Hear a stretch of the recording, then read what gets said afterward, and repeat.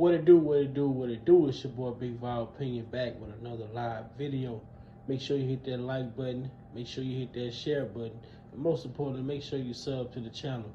Turn on that post notification bell so that you be notified each and every time that your boy Big Val is going live, man.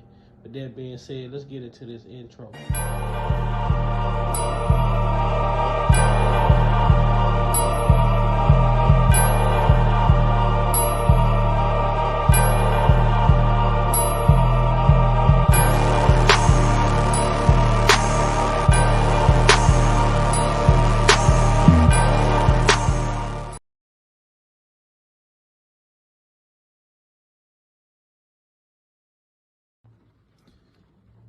Welcome to Big Val Opinion. Moderators, with my permission, any negativity in the chat should be hidden from this channel. This channel is a negativity-free channel, drama-free channel, and we are here to push the message out. We will not be distracted. So with my permission, any negativity in the chat should be hidden from this channel. Welcome to Big Val Opinion platform.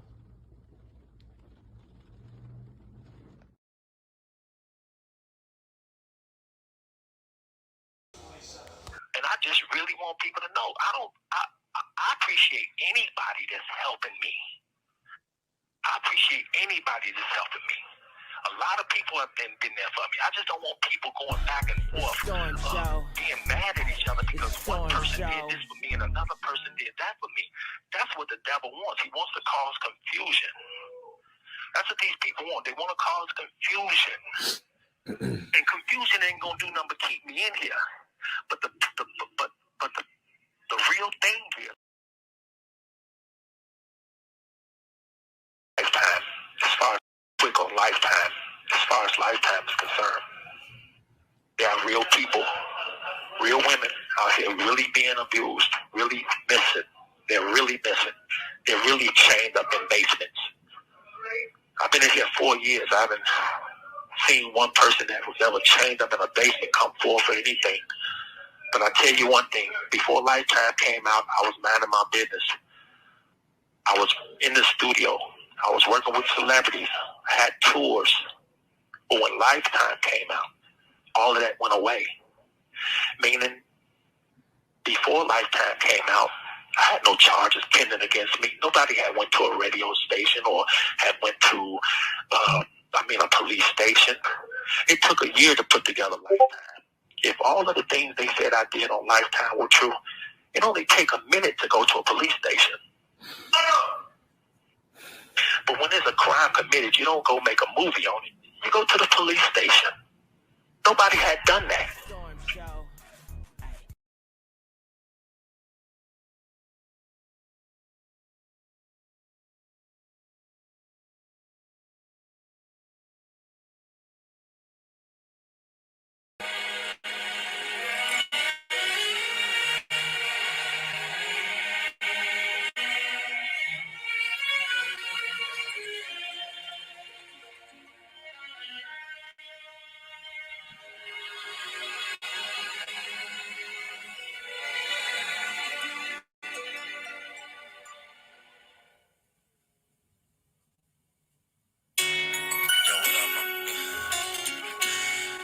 I was in the hood, I just thought I'd stop by and holler at you for a minute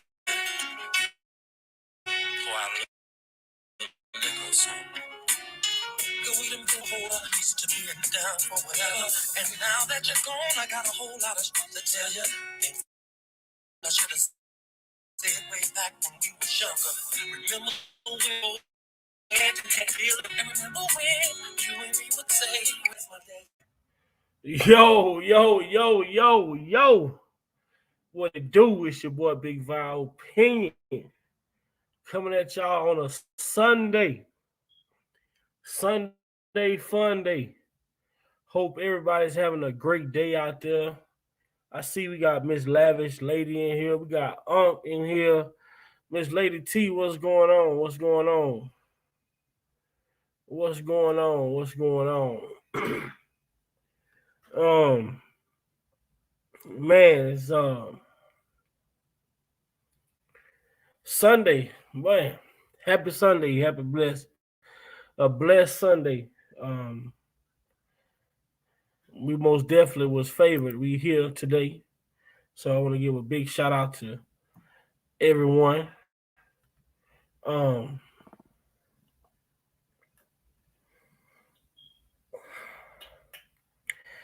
man, I just sometimes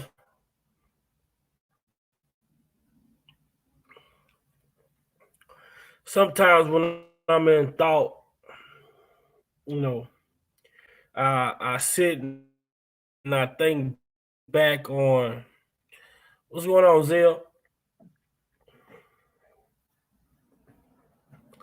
I just sit back and I think on, reflect on a lot of the things that have transpired since 2019. You know, being on YouTube, uh, I sit back and look at this R.Kelly sector. Um, and I sit back and I look at the government, how they went about handling this case against our brother Robert Kelly. I look back at the judges, you know, prosecutors, just everything involving this case in its totality. And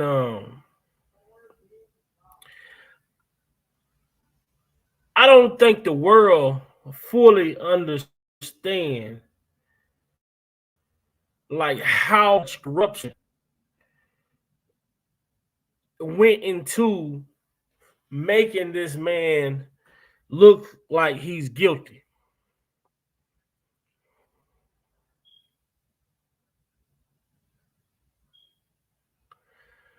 I don't know.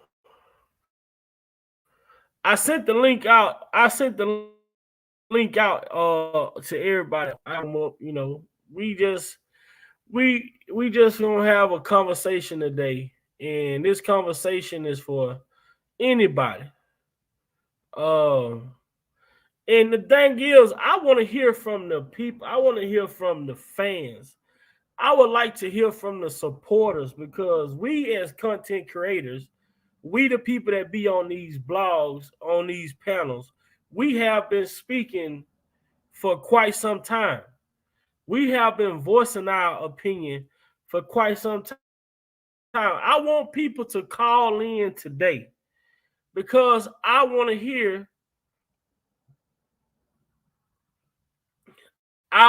hear other people's thoughts and opinions. You know, I want to hear what others got to say. Because my biggest thing is this, like I said, I feel the world doesn't fully understand the amount of corruption that went into making our brother Robert Kelly look guilty when he's innocent, pretty much fighting from behind.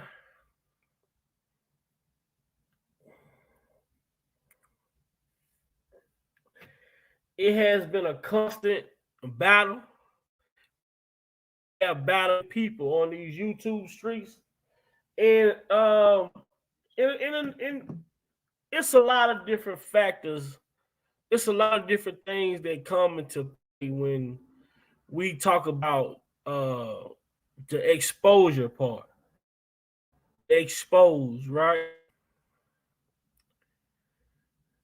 Um, I think a lot of the distractions, a lot of the distractions,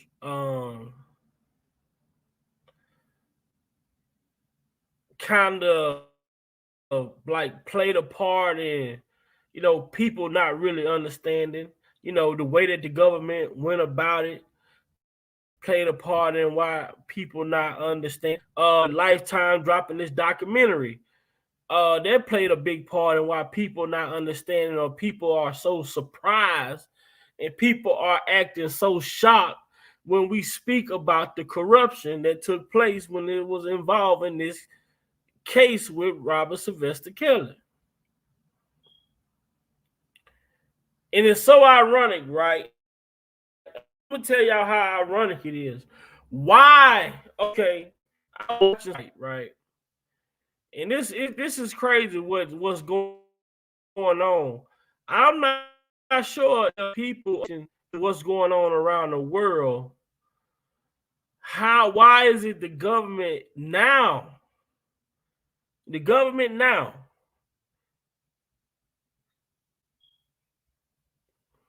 We really hadn't heard much. I'm not gonna say we hadn't heard it at all, but the RICO law, the RICO Act,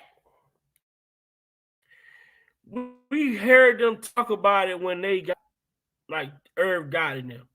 We heard about it. And I'm just speaking about in recent time. I'm not speaking about in history, but I'm speaking about just in history in recent time. We heard about the Murder Inc. RICO indictment. We heard about the GS9. That's with Bobby Smurder and them. Then we heard about the RICO with 6ix9ine and them. You know, then we hear R.Kelly get hit with a RICO. Then you hear Young Thug, YFN is being charged with a RICO. Then I'm not sure if y'all was aware of it. They got a rapper out of Memphis. They got a rapper out of Arkansas, Little Rock, Arkansas, I think it is. Name was Bankroll Freddie. Another rap group they got, and I think they tried to get them with the RICO Act. Right now they're using a RICO. They are going away from the traditional laws, and they are using the RICO now more than ever in Minnesota. Yeah, in Minnesota over the weekend, well, Friday, they indicted they indicted two or three different gangs. They indicted two or three different gangs in Minnesota. They said over 45 arrests were made, and all of these guys that they arrested, all the people that they arrested, are being charged with a RICO. Was being charged with the RICO Act, and it's about different. So they are taking all of these different crimes, and they're putting them under one umbrella and turning it into a RICO. So they got in Minnesota Friday, they indicted 45 people on a RICO Act. These the 45 street level gang members, charging them with the RICO Act, and their crimes stems from selling drugs to uh, uh man, it was so many different charges on TV. When I watched this news today, and I'm like, well, this is where the world is going now. But um it's still one unique thing about this RICO law, though, this RICO Act law. All the rest of these people who are being charged under the RICO, they are being charged with, they got co-defendants. They got co-defendants, 20, 30, 40 co-defendants. R. Kelly is the only man ever in history to be charged with a RICO in New York, where he's the only person that's on trial.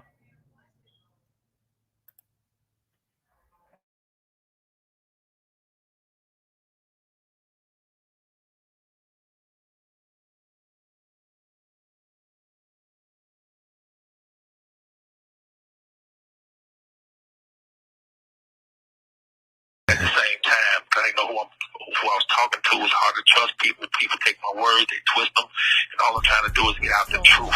Yes.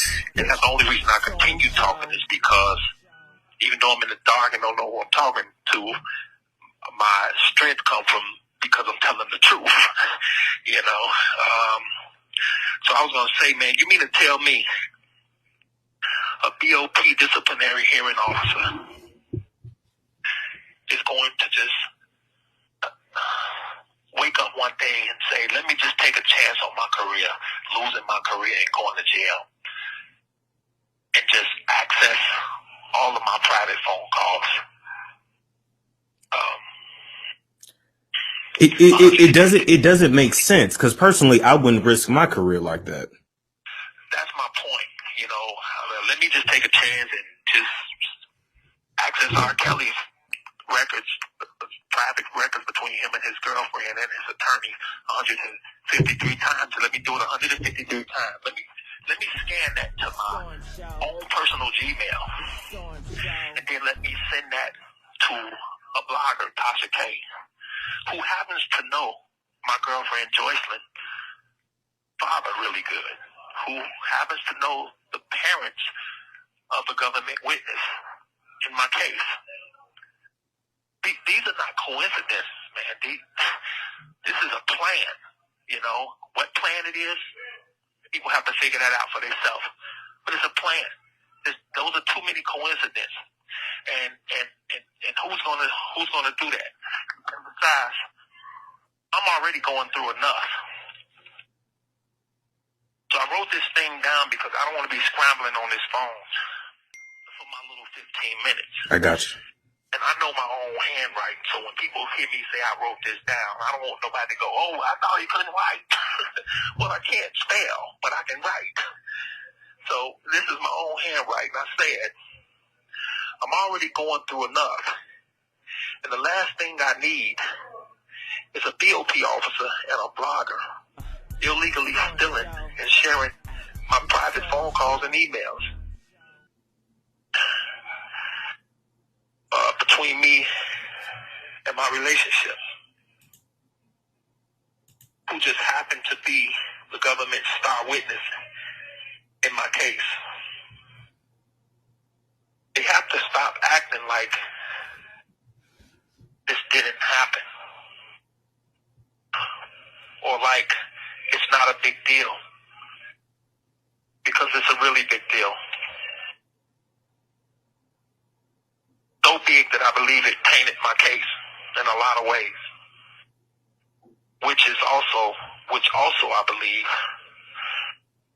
was the plan, at least when it comes to this BOP officer and Tasha K. Because ask yourself, what other reason would a BOP officer, a disciplinary hearing officer who's like a judge in the prisons, why would they illegally access all of my emails and phone calls? Why? What is the reason to do that? And send that to her own personal Gmail account. Give all of that information to a very influential blogger, Tasha K. Why would Tasha K need to share all of that with government witnesses in my case? Mm. Why were they both allowed to get away with it? This happened 4 years ago. This happened around the same time my girl was flipping on me and lying on me. It's been 4 years now, and I, nor my attorneys, even know who this lady is, this BOP officer. Don't know her name. I don't know if she's white, black, I don't know what. We haven't been told anything. How does she know Tasha K? How did they meet on this planet? How did a disciplinary hearing officer and a blogger meet?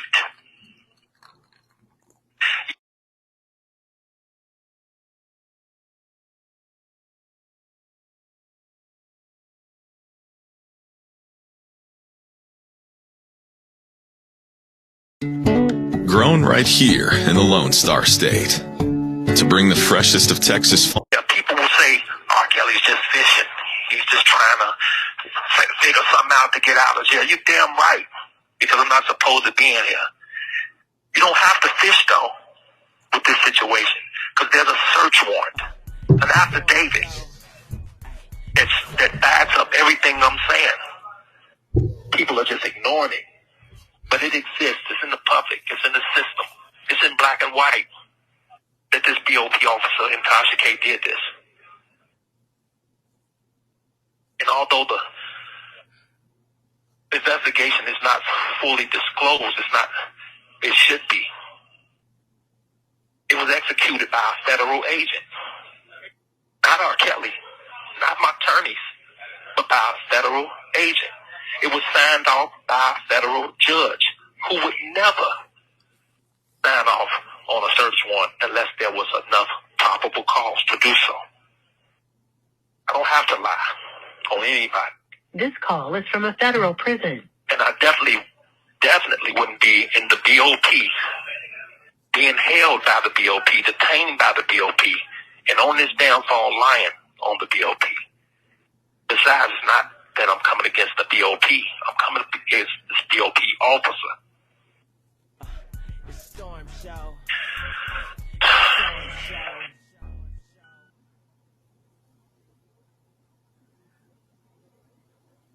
And besides, if I was lying, this phone call would have been disconnected. Okay?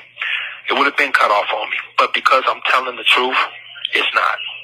I know I had a very good chance of beating my case. But that chance was stolen from me when this BOP officer decided to illegally steal all my information and share it with government witnesses through Tasha K. And this is according to the OIJ. There was an investigation done, a search warrant done back in 2019, back in 2020, before I even went to court, which means I really shouldn't even went to trial until this investigation was fully investigated. Because now I'm found guilty, and here I am, looking at all of this information that could have helped me in my case. It could have stopped people from being on the stand that was scoring. They're mad at me because they found some illegal contraband shown to them by Tasha K. From this BOP officer stealing it. If I'm not making sense, just leave my ass in here. But I know I'm making sense. And all I want is the full disclosure. I want full disclosure on this investigation. I want to know this lady who stole my information and gave it to Tasha K. I want to know why she did it. I want to know how she met Tasha K. I want to know why they did this to me. I want to know who else is involved. Why? Because you're damn right I want to go home, bro. I want to get my life back. Because nobody deserves this. I don't care if you have a traffic ticket. I don't care what kind of case you have. You have the right to prove your innocence.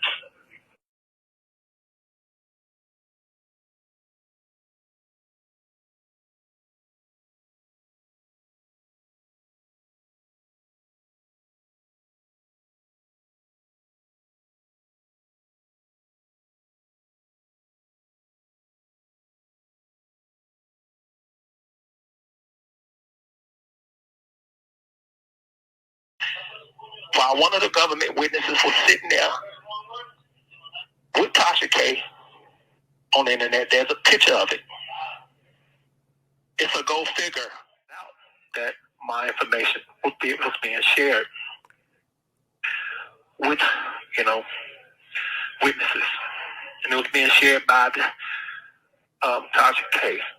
So a BOP officer, disciplinary hearing officer, which is a judge in the Bureau of Prisons, how do you even know a YouTube blogger. These questions you have to ask yourself. These questions people have to ask themselves. And I'm not going to lie. I don't have anything bad against the DOT. I don't have anything, I'm not mad or anything or have anything against law enforcement or anything. I just have something against this one individual who accessed illegally my records 153 times. And on that same day, the affidavit said that there were 60 other BOP employees that accessed my records illegally on that same day. So there you have 61 BOP employees that work for federal that illegally access my records, my phone calls, my emails. And the last time, and when you talk to your, just put it like this, when you talk to your female, I'm kind of pausing because I want to make sure that I don't go into my case. Right. Excuse me for that. No, you're fine. But to give you a scenario, if you tell one woman, hey, I'm going to give you the money, you put the money behind the blue couch, and because the other lady is spending the money, and she's not supposed to be spending it because I need that money for lawyers. So you being more responsible. You take the money, put it behind the blue couch, and don't tell her. Just hold it and use that for emergencies or if I need anything or pay bills or whatever. The other woman is not supposed to know the very next day where that money is. Right. I'm not supposed to get a call, which I did from my girl saying they took the money, they left a note saying F you and F him, I'm going to do what I have to do. These things is happening. These things happening in 2019, and then I get another visit from the woman who took the money, and she tells me, since when did you start giving her the money, and why did you tell her to put it behind the couch and not tell me? Don't lie to me. I heard the phone call. So in 2019, I'm trying to figure out how the hell did she hear that phone call? In 2019, I'm trying to figure out why would she tell me in the last visit that, and since when did you start calling her Cookie? By nickname on email. I'm trying to figure out how the hell did she know I call her Cookie? She say, don't lie to me. I fucking saw the emails. Excuse my language. I saw the fucking emails. That's what she said. And why would you tell your lawyer that you're not leaving her for me? Well, I did actually have that conversation with my lawyer. And now I'm trying to figure out how the hell she hear this. She say, I don't give a fuck. I know your voice. You cannot fucking lie to me. I know your voice. Well, I wasn't debating whether she knew my voice or not. I was in my mind trying to figure out, in 2019, how did she know? Yeah. Well, in 2019, a BOP disciplinary hearing officer was illegally accessing my phone calls, my emails, and sharing them with Tasha K. Tasha K said it on her own podcast, on platforms, that she's sharing that information with government witnesses' parents. While one of the government witnesses was sitting there with Tasha K on the internet, there's a picture of it.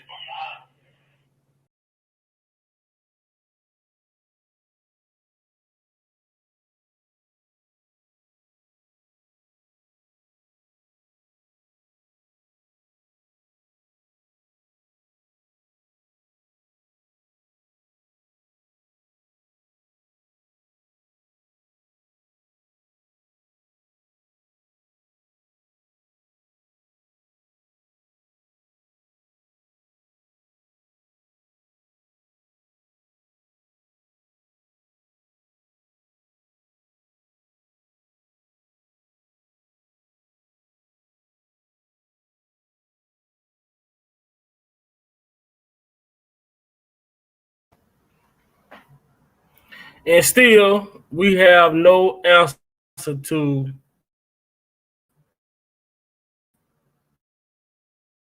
who is this. We are still waiting here. Who is this BOP officer? Why is this BOP officer?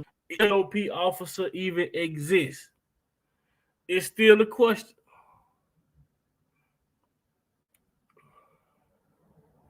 The phone lines are open for people who want to call in and let's hear your opinions and your thoughts and opinions on everything like that has transpired. I would love to hear from y'all. You know, this is Sunday, a laid back, chill day.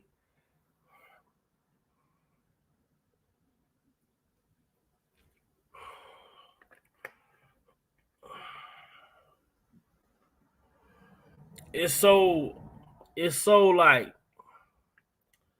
man, to just look at everything that has transpired and everything that Mr. Kelly went through, even when he got in trouble, in the midst of his trouble, people were still around creating more trouble for this man. That's the crazy part about it. Like, how does that even work? How can you make sense of that? I'm going through enough, and then the people that come around that's supposed to be helping, they are adding fuel to the fire.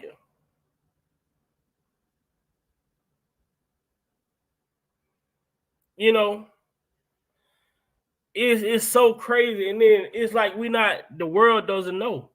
The world doesn't understand that this type of corruption have the world don't understand that this type of corruption has went on in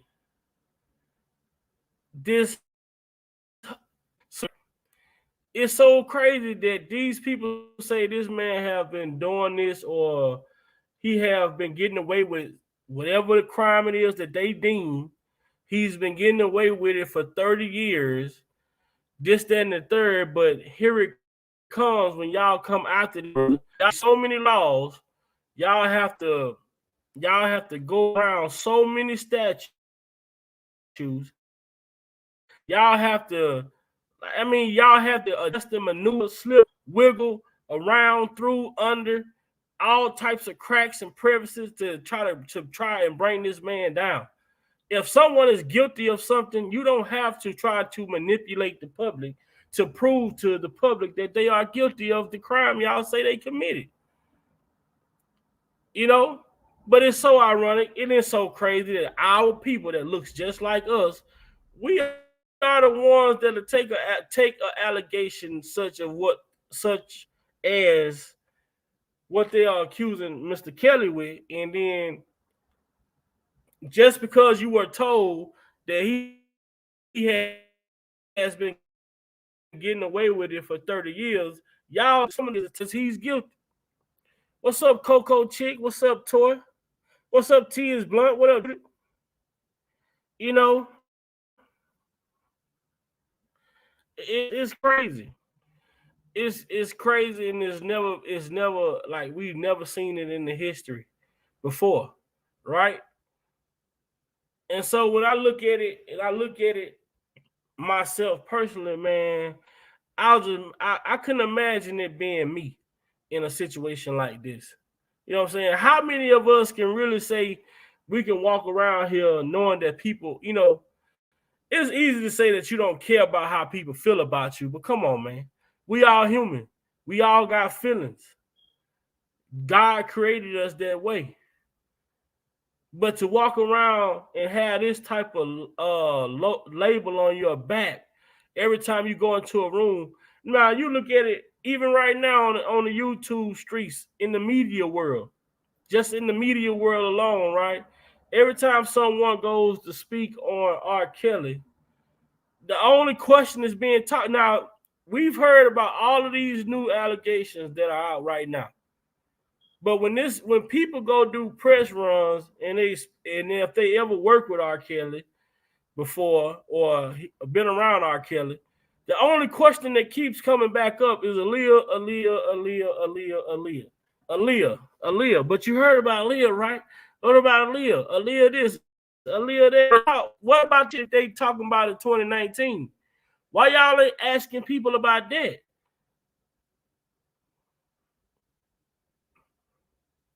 Why y'all not asking people about these recent allegations? Why y'all not talking about these text messages that has came out that we all have been saying, that people that support Robert Kelly have been saying it's more to this story than what meets the eye, right? But you got some people that just want to hear something, and depending on what they hear, if they like you or dislike you, they gonna run with it and spread it like wildfire. If this man has been doing something for over 30 years, you would not have to keep bringing up the same one allegation each and every time it's a question asked, or you have a question to ask somebody about this man. The same question keeps coming. It seems like, oh, well, he's been doing it for 30 years. Well, what did you think about him and Aaliyah? Come on, man. You say he's been doing it for 30 years. That's the only question y'all can come up with?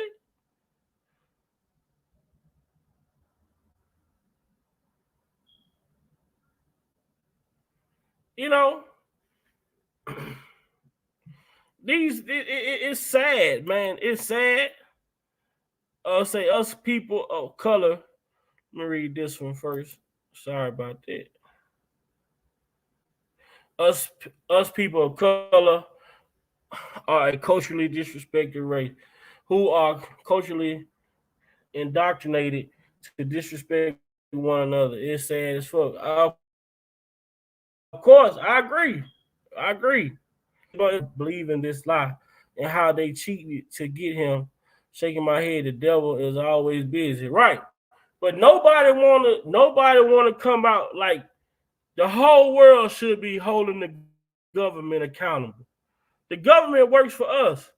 We make them their salary. We pay them their salary. So when the government goes off and do something like what we witnessed with R.Kelly, the whole world should be outraged about this. Because this is a witch hunt you all went on that cost y'all so many resources, allegedly. It cost y'all hundreds of millions of dollars in resources. But at the same time, if y'all would have did, if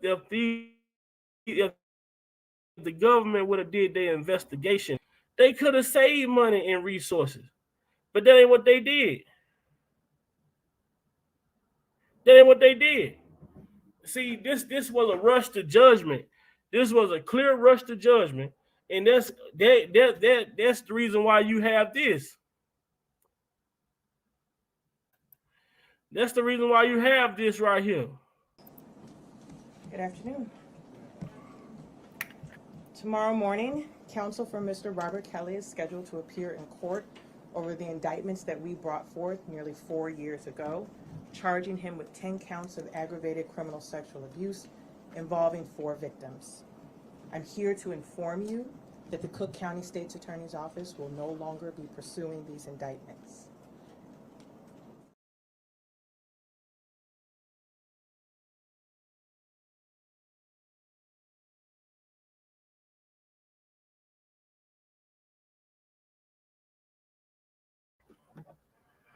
See, when you rush to judge, you have to go back and do things like that. That's when you have to reverse and go back and say, you know what? We can't. You went forward without going backwards. That was the problem. You all did this shit. The government, prosecutors, attorneys in Chicago, they heard whenever I don't even say they heard the allegation. It's clear as day that Kim Fisher, she was saddened by the Surviving R.Kelly docuseries, and that's the reason why she bought charges. So you bought charges based off a TV show, a docuseries that's not truthful. There was not a documentary of his life. It was opinions of women who he's dealt with. They could have been scorned women or whatever the situation may be. I mean, they act like people don't have motives to lie. Come on, man. We're living in 2023. We're living in 2023. You act like people don't have motives to lie on someone to gain an advantage? Y'all sat here and the people not going to talk about that. The public is not going to talk about this. Prosecutors and state district attorneys promise these women all the money, all for their cooperation. If you all, they participate and testify that they will get some big ass payday. That's the only reason why these women came forward. Why are our people mad and pissed off about that?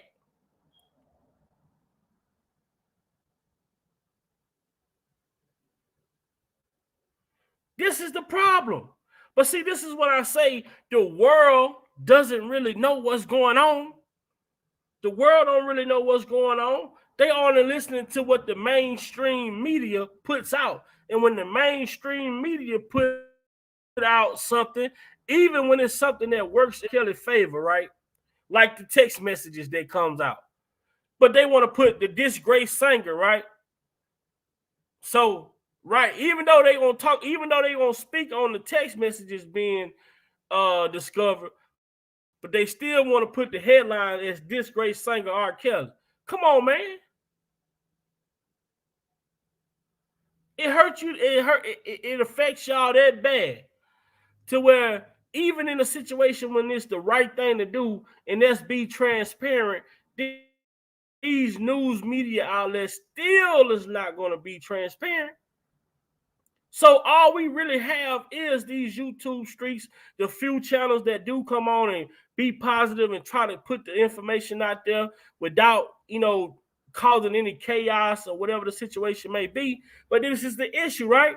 When you come on and you speaking positive, right? You speaking clean, and you ain't got all the riffraff like bitch and hoe and SMD, all this different things like that. When it's not drama, right? You don't get the people over here. The people are not coming when it's not dramified, right? It is not in the drama, right? But let you be on these platforms, and this has been one of the biggest things in the R.Kelly sector. It's just, my opinion, and I don't mean no harm by anything that I say. But to me, it's that people are gravitated more to the nonsense and the positive information coming out. When you having a positive discussion, when you having a positive breakdown, you look in the chat now. Yesterday, cuss this person out. I had 200, 300 people in here. But I'm on here talking about how they violated this man's constitutional rights. I'm talking about how the prosecutors promised these people, these females, restitution if they testify. We talking about the BOP officer stealing this man's jail records and emails. And you look in the chat and you see, damn, ain't number 20 people in here? Ain't number 30 people in here? But if I got on here, if you come on these platforms, you talking about somebody dead, mammy, it's just like, and I'm glad Judith said that, it's just like the media. If R.Kelly got hit with a new charge today, it'll be on every media outlet, every news media outlet across the world. If R.Kelly got hit with a new charge today, it'll be on every news media outlet across the world. But when the text messages, it's quiet. It's crickets. Nobody got nothing to say. Nobody. You got to ask yourself, what do the people want? People say they don't want the drama. They don't want the nonsense. But that is what's entertaining. That's why the R.Kelly movement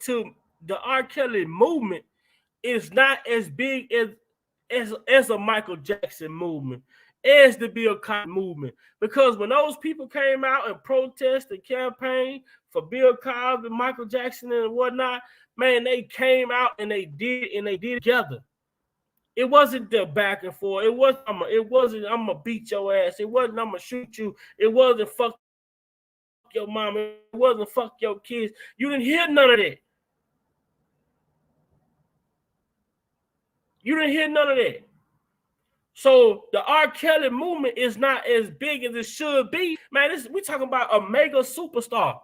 R.Kelly. You talking about the king of R&B. The greatest to ever do it. Now, he got supporters out here, but why this man can't have a support system like this? You don't hear about Michael Jackson supporters threatening to kill each other or whoop each other's ass or, do nothing, sending each other to jail, whatever the situation may be. You didn't hear that. You didn't hear none of this about Bill Cosby supporters. You didn't hear none of this about Prince supporters. But when it come to R. Kelly, it's the shit that just like, God damn, like, how? The allegations alone is enough, but then you get the support system behind the allegations. It's like, what the fuck? Now, if I'm a person on the outside looking in, trying to see what's going on, and I'm listening, well, hold on. These people are y'all. What the hell? Hold on, both of y'all say y'all for R. Kelly, but y'all going at each other. What? How? What? I'm done. I'm walking away. I'm backing out. I don't want to listen to this. I'm telling y'all, this is the thing. Just as much good that has took place in this situation, the bad has either evened out or overshadowed the good, because this man should have a way greater following and support than what scattered out through different pockets right now. But we know the only way we can make a change, you have to have unity, man. You have to have unity. You have to have togetherness. You have to be able to stand up and speak out. You have to demand respect, right? And when those people see you standing alongside each other, holding hands, saying, "Look, we here. We need to know who the fuck this BOP on." We should have been putting together a march to go and to the BOP. We should have been putting together a march to go to the DOJ, because we need answers. We need to know what's going on. We the people. It's not okay for BOP officers to access inmates' jail records and send them to themselves and send them to bloggers outside of the print when there's an affidavit that supports this information. And R. Kelly didn't bring this to the BOP attention. Jennifer Bunjean didn't bring it to the BOP attention. The BOP brought it to R. Kelly and said that they were investigating breach in the security of his emails being leaked. So why come and tell him that y'all gonna investigate this just to partially give him the results of the investigation? He can't really do nothing about it, and I feel as though, in my heart, I feel as though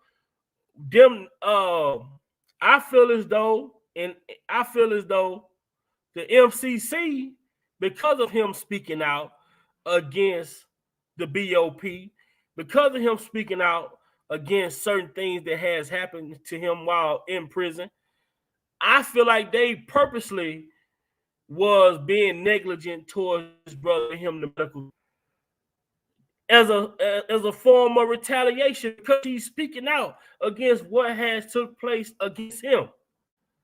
You know what? We put our hands on him. We can't have nobody do this. But you know what? We gonna heat medical attention. We just gonna act like we don't even hear him. We gonna ignore it. This man had they said this man had a cast on supposed to be for 2 weeks and had the cast on for 2 months. You gotta make sense of that. You gotta make sense of that.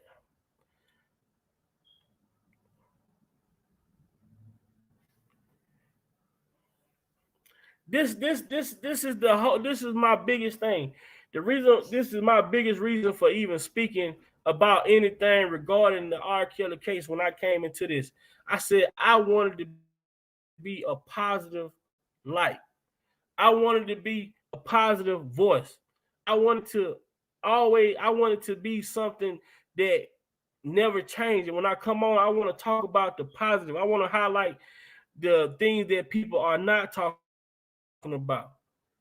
I want to make it, I want to give people a voice to be able to speak, that have something to say, that, when you go on certain platforms, you can't speak your mind, you can't speak your opinion. So I said, that's what I want my platform to be for people who want to come and got something to say, who want to voice their opinion about what they see has been going on. You can come on and you can speak your mind. You come on, you can say how you feel. And Big Vi, I'm not gonna judge you. Everyone is entitled to their opinion. Y'all have heard it. Y'all have been on this platform when people that was opposed R.Kelly then came on and they spoke how they spoke. You know what? I respect how you feel, but I can't tell no individual person how to feel about anything that's going on that they feel some type of way about. But at the same time, we can respectfully agree to disagree and move on.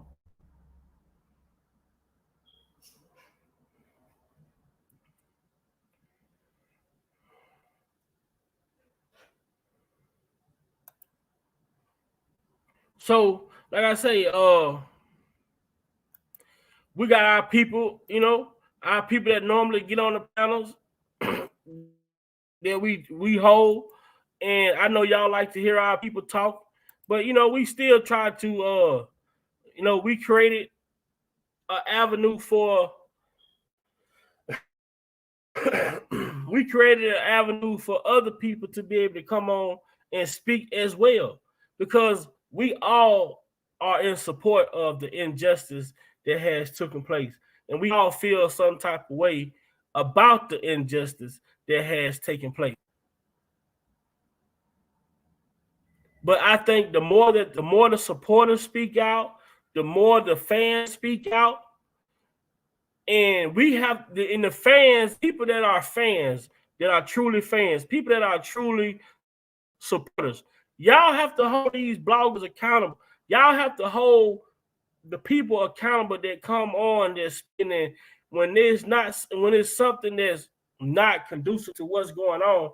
You have to hold those people accountable, even if it's Big Vi, whatever, whoever. If I'm on here doing something, going back and forth, arguing, cussing, talking about people, kids, whatever, hold me accountable. Because at the end of the day, the main goal is to bring awareness to the injustice that has taken place, to bring awareness to the government who has abused and misused the RICO Act, who have abused statutes of limitation, how the government went on. I mean, how Kim Fox in Chicago just literally violated this man's due process rights, all because she saw a goddamn docuseries and she brung indictment based off a docuseries. Then she call in and say, "Hey, if you are ever a victim of R. Kelly, just call in, man. Come on, how is that even ethical? How? How is that even fair?"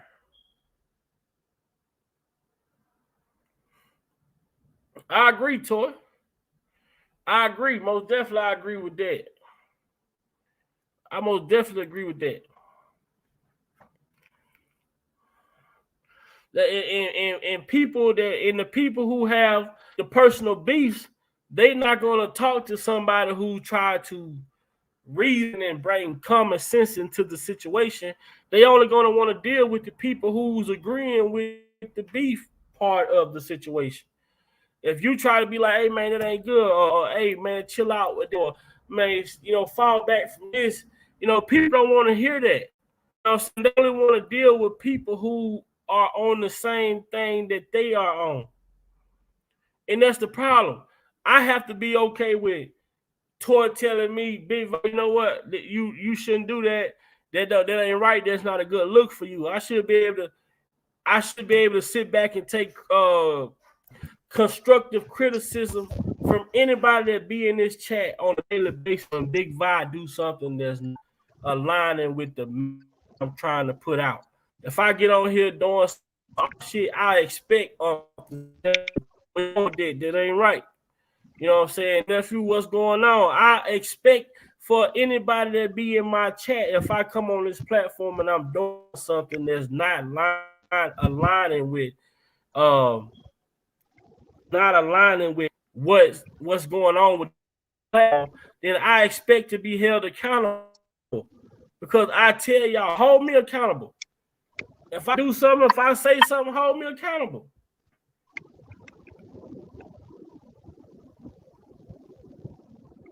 What's going on, Good afternoon, nephew. Good afternoon. Blessings to you on this happy Sunday, sunshiny day.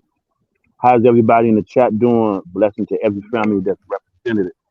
Almighty God's blessings and peace and grace to everyone. J Rock, JT, Savage Lady.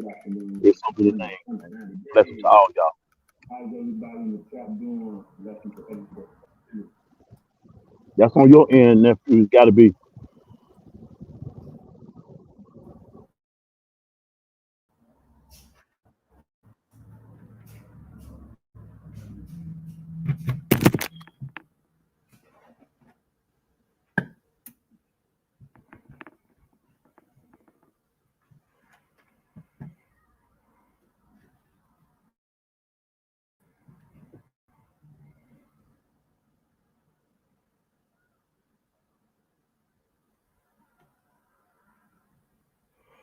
You went on mute.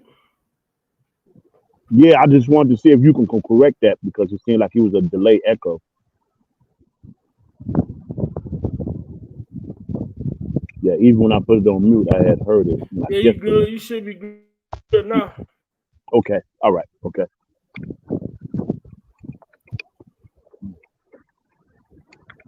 Yeah, we at work, but this is my laid back little slow day, nephew, as opposed to the other four.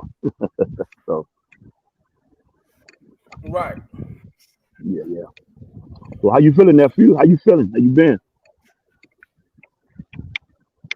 I'm just laid back, you know, down memory lane. I was sitting here as I was folding clothes and stuff on this Sunday. I was folding up some clothes. I was just sitting just like, man, you know, thinking about everything that has transpired over these last, you know, that has transpired. I'm gonna just say over the last since the Chicago, pretty much since the Chicago sentencing. That's around the time where it seemed like things had started to take a shift in the favor of R.Kelly. Um, and since then, uh, since that sentencing, when the judge made a statement to the prosecutor that Mr. Kelly was not a pedophile, you know, when he told them that, you know, none of these women would be getting, you know, where as far as Roshana, she wouldn't be getting no restitution for $13 million. And it just seemed like since then, and but nothing but, you know, most of the information that's coming out has been in the favor of Robert Kelly. You know, Kim Fox goes and drop the charges. Even with Kim Fox dropping the charges, I was telling people during that time, y'all how critical that was her dropping those charges. And I really wonder how the Supreme Court, how the court, seeing that Kim Fox was initially the one who brought the charges against R. Kelly before Right. the feds even picked him up. Right. Then she goes and dropped the charges after he had been in New York. You know, so I wonder, would that even be like a question? Would that even still be question? Like, she dropped the charges other than going to trial because she didn't want to face Jennifer Bonjean, and all of her witnesses probably would have been torn apart. And then it really would have raised question to why was there even charges brought? Right. Right. Well, I'm still looking at the connection. You know, we can go down memory lane, so I'm still got the same mindset, and that is the only reason all of this stuff is going on. And of course, some people jumped on the bandwagon. They saw a good lick. You know, they saw a come up. So of course, you got that mindset. Now you gonna get in where you fit in. But however, it's all about Well, they promised them their restitution, right, right, right, right. You know right? what I mean? And yeah, I yeah, bet you yeah. And you was all of these females promised money. right, yeah. And that's what happens. You see the result of that. That's what happens when you grimy and you got, you know what I mean, ill intent in your heart like that. That comes along with that. So, you know, take that with that. But it all comes about when, first of all, unfortunately, your vision is your vision. Then when you get involved in this particular arena with your gift and your craft and your talent, you discover along the way, this ain't what I signed up for. Man, this ain't what I signed. I'm not on none of this. I know I'm an entertainer, and that's not who my personality. That ain't who I am. But this is my, this is how I entertain. This is my living. This is my craft. This, how I take care of my family and live my life. But I'm not on none of that stuff they on. And then you look up, man. You know what? Man, let me see, man. So and so got this and they got that. Man, I should be ranked somewhere up in that. That man, let me go check on my paperwork, man. Check on my paper, my money, and all that. And say, whoa, whoa, whoa, what? I only got what? Wait a minute, like, where's all my money? What you mean? I don't got my masters. I ain't got my. What are you talking about? I wrote all of that. I did like 90 or 95% of all of that. What you talking about? I can't. And then you start getting educated. You start doing research and say, man, got to be more careful. Man, I want what's mad. That's mad, man. That's my blood, sweat, and tears. Now you find that, whoa, oh, certain song was stealing from me. Oh, my books wasn't right. I owe what to the IRS? Man, what the heck has been going on all this time? All right, you gotta go. You gotta go. You out of here. You mean what you mean? I got you gotta go. You done, you done, you done, you done, you done, you done. Now you go to them people, hey man, I'm on my oh no, what you talking about? All of a sudden now, all the strategy, how they did everyone else, they had to look at you particularly special because of what you have done for the culture in this particular arena. And you the last, you know what I mean, Mohegan left. And you're a black man? Oh no, we can't let you have that. We can't let you have that generational wealth. No, this ain't how this works. And so we're gonna formulate it, but we gotta be very cunning. We gotta be very crafty. We gotta really make sure our network is in tight because those individuals that control the social media, those individuals that control all the networks, who can control all the journalists, all the outlets, all of them. We must make sure everybody is on the core of what we're doing. And the bottom line is about this person's master and their catalog. That's it. That's it. But they had to put this script together. They had to put this movie together. You know what I mean? They had to put this thing together with all these other players.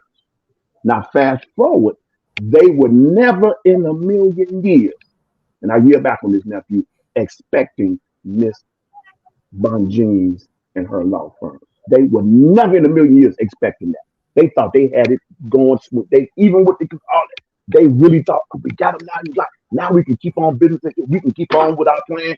We got sentences. He ain't get we good. Man, she popped up out of nowhere, and they was like, "Whoa!" Now people flipping on each other. They backpedaling. They exhausting themselves trying to change their story, flipping all over the place. That's why you got to be very confident in your truth, as Mr. Kelly always said, and stand on your principles and really be in touch with God. Because a lot of times people want you to speak, and it don't be time for you to speak. You can't take the pressure with somebody. They not the soldier in the war that you in the midst of. So how they gonna tell you how to maneuver, how to think?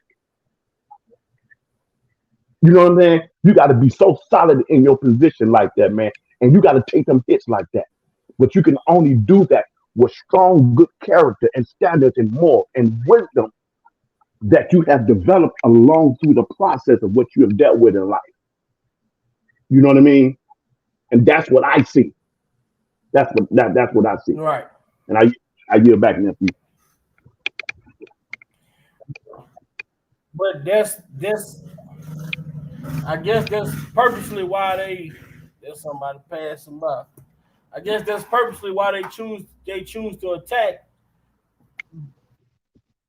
They choose to attack certain areas looking for, because these people they sit back and they study. And when they sit back and they study, they break everything down into a demographic, right? And they break that demographic down into compartments and break right. They break you down all the way down to the smallest form, you know. Mm-hmm. And when you get to like Kim Fox, you know what I'm saying? We're gonna go and find people like Lanita Carter.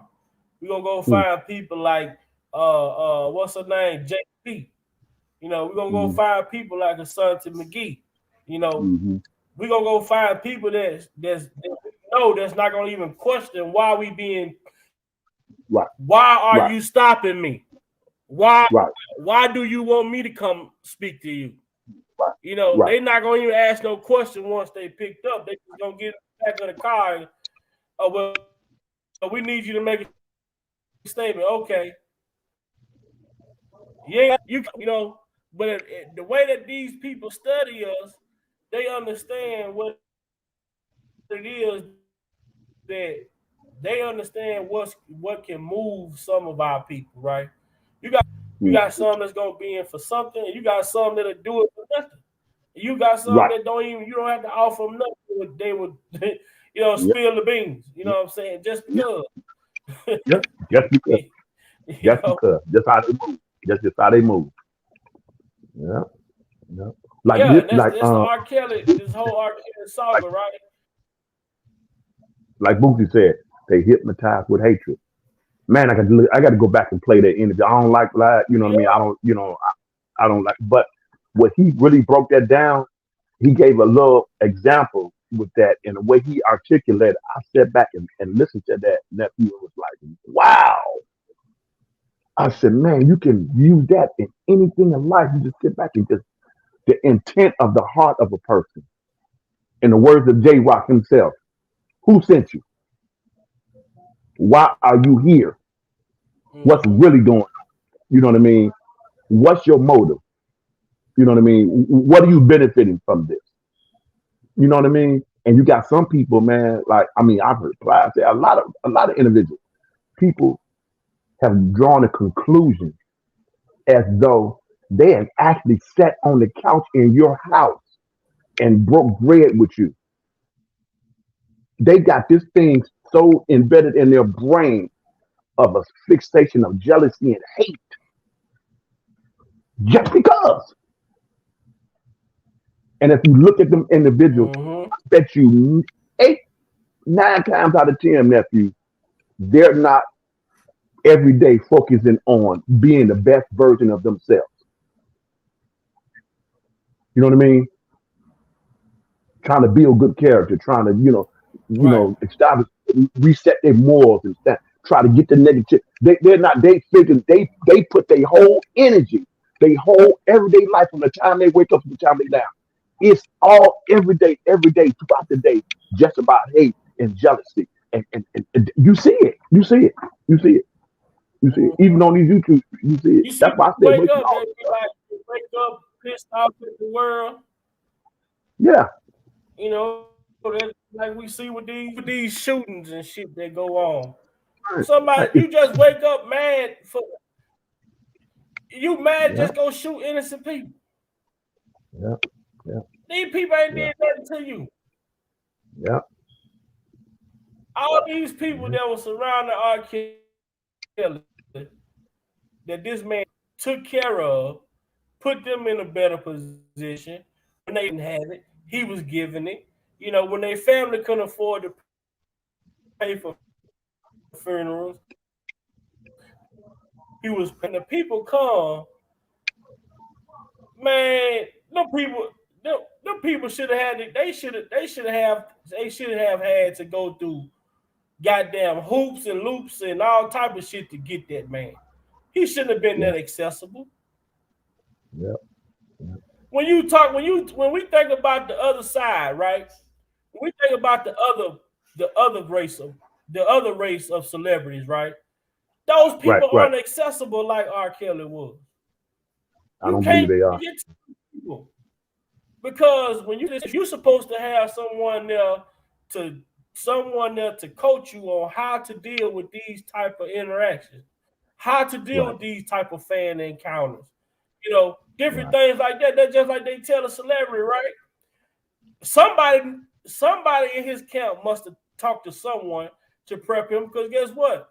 If you're a celebrity like an R. Kelly or Boosie, whoever, you all ahead of time to let them know you coming.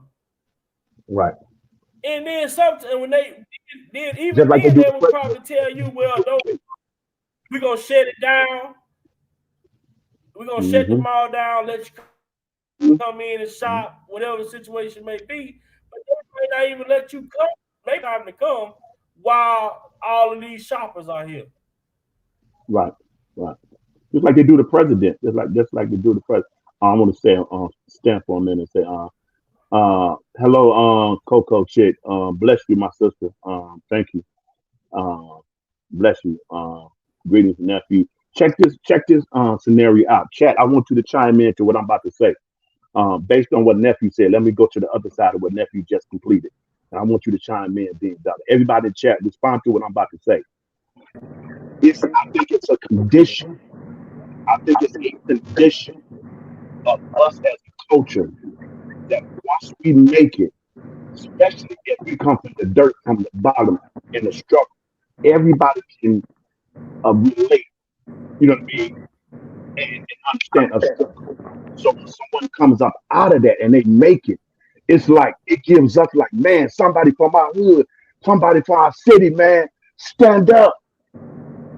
And it's like, man, so and so didn't come back. So and so. Now you can do that out of your free will and free choice, but I'm not obligated because there's so many things that I'm navigating through at this moment in time that draw all of my affection, my attention. You know what I'm saying? But it's that guilt trip. It's that guilt trip that we put on individuals. Like you supposed to. Why don't you? How come you didn't? Man, I can't believe they didn't even. We got that bad. And I sum it up like this. Kel made a song. I forgot what the title of it. Get off your butt and go get your own something.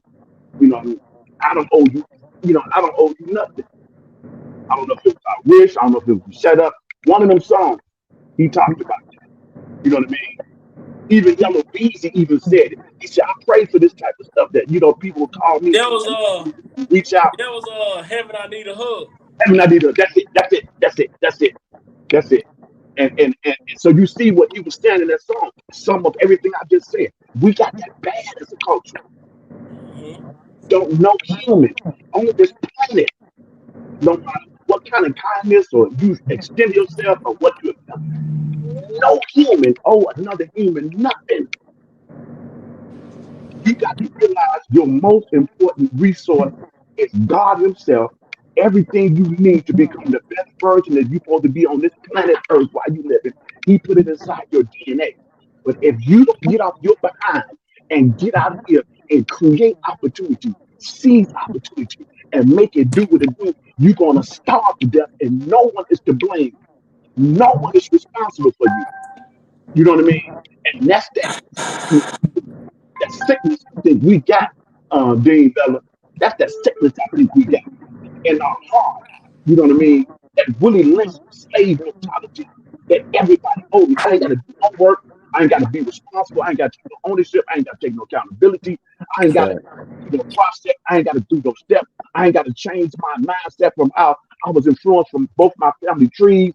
A lot of that stuff is good. A lot of stuff affect how I think. A lot of stuff back then affects how I do relationships, how I process information. We got to reset a lot of stuff about us. So when someone come out of what we think that, man, oh man, so and so made it out the hood, so and so, man, he represent the city, man, that dude from my state, bro. And it's like, man, but he ain't do the same thing you did. Mm-hmm. He went through he had the same opportunities that this other human did. And I like how he say in that song, Heaven I Need a Hug, he say, the more I try to move into the positive, these clowns don't want to let me live.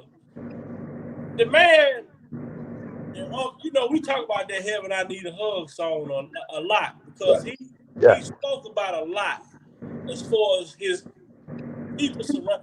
He spoke about his family in that song, and then he spoke about the people around him in that song. He even spoke about the media. He say, "Media, do your job, but please don't make my job so hard." Man, them two songs, I wish and heaven I need a hug and shut up. Them three, man. Those two, that's it. Them right there, man, speak everything to me pretty much. A couple more, but them three stand out to me, Dean Bell. Welcome. How you feeling, man? How you been? How your Sunday? I'm good. I'm good. How you? Mom, I'm Much doing love, phenomenal. much blessings. You I'm doing know, what's up, my brother Va? What up, Dean? AKA. What's up with it, little bro? Nah, I'm chilling. Yo, to piggyback off of what you said about basically like, yo, I was watching. Remember how I said, yo, DL Hughley and Vlad was talking about how they had the R.Kelly interview. So then Math Hoffa on his show. Remember we was talking about Smart too, Unc. That's the first place I had seen okay. Smart was on the Math Hoffa show. It's crazy. So Okay. so Math dropped yesterday basically in the clip. Vlad basically reiterate everything he says. I got this R. Kelly interview that I'm not putting out. So Mm-hmm. that Math, it's just so crazy to me, and it's just like, yo, how black people are just so grimy to one another. Yeah. Cause yo, Math basically brought up, he was like, yo, why is it that like R. Kelly's catches so much slack? But then Math started like, he's like, I don't want to see like I'm defending him or anything. Math was just saying, yo, if he did all of this, I don't want to see like I'm defending him. But he was like, what about all the white people? Yo, y'all had to see how fast Vlad jumped in to defend his own con. And I was just like, wow, black people don't do that for one another. They He showing you, basically, he and we still basically, do this. I could tell you exactly what he said. He said, "Yo, no, the difference between Elvis and R. Kelly situation was he met Priscilla at 15, but they didn't start I guess engaging or got married till he's 21." That girl went Somebody, on the road with him, somebody, married some, her. They just, somebody said. So one of them said, "Come on, you really think that's true? Like he was a smasher in between there." In between that time. But it was just amazing to me how Vlad really jumped and aided to his own people. And I'm just like, wow.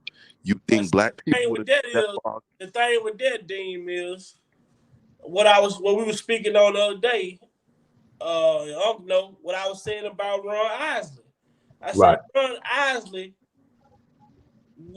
is the first person outside of Tyrese that I can Mm, really say as far as Boosie. Boosie do, but even Boosie have had moments when he said it.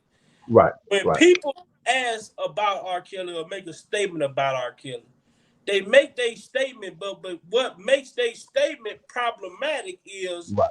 when you make that statement and you say but. Right.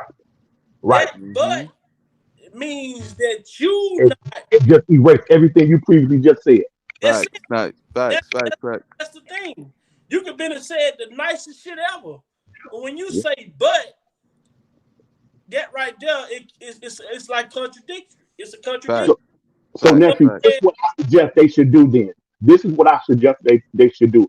If you have the courage and the boldness to speak something positive, this is how you should handle this then.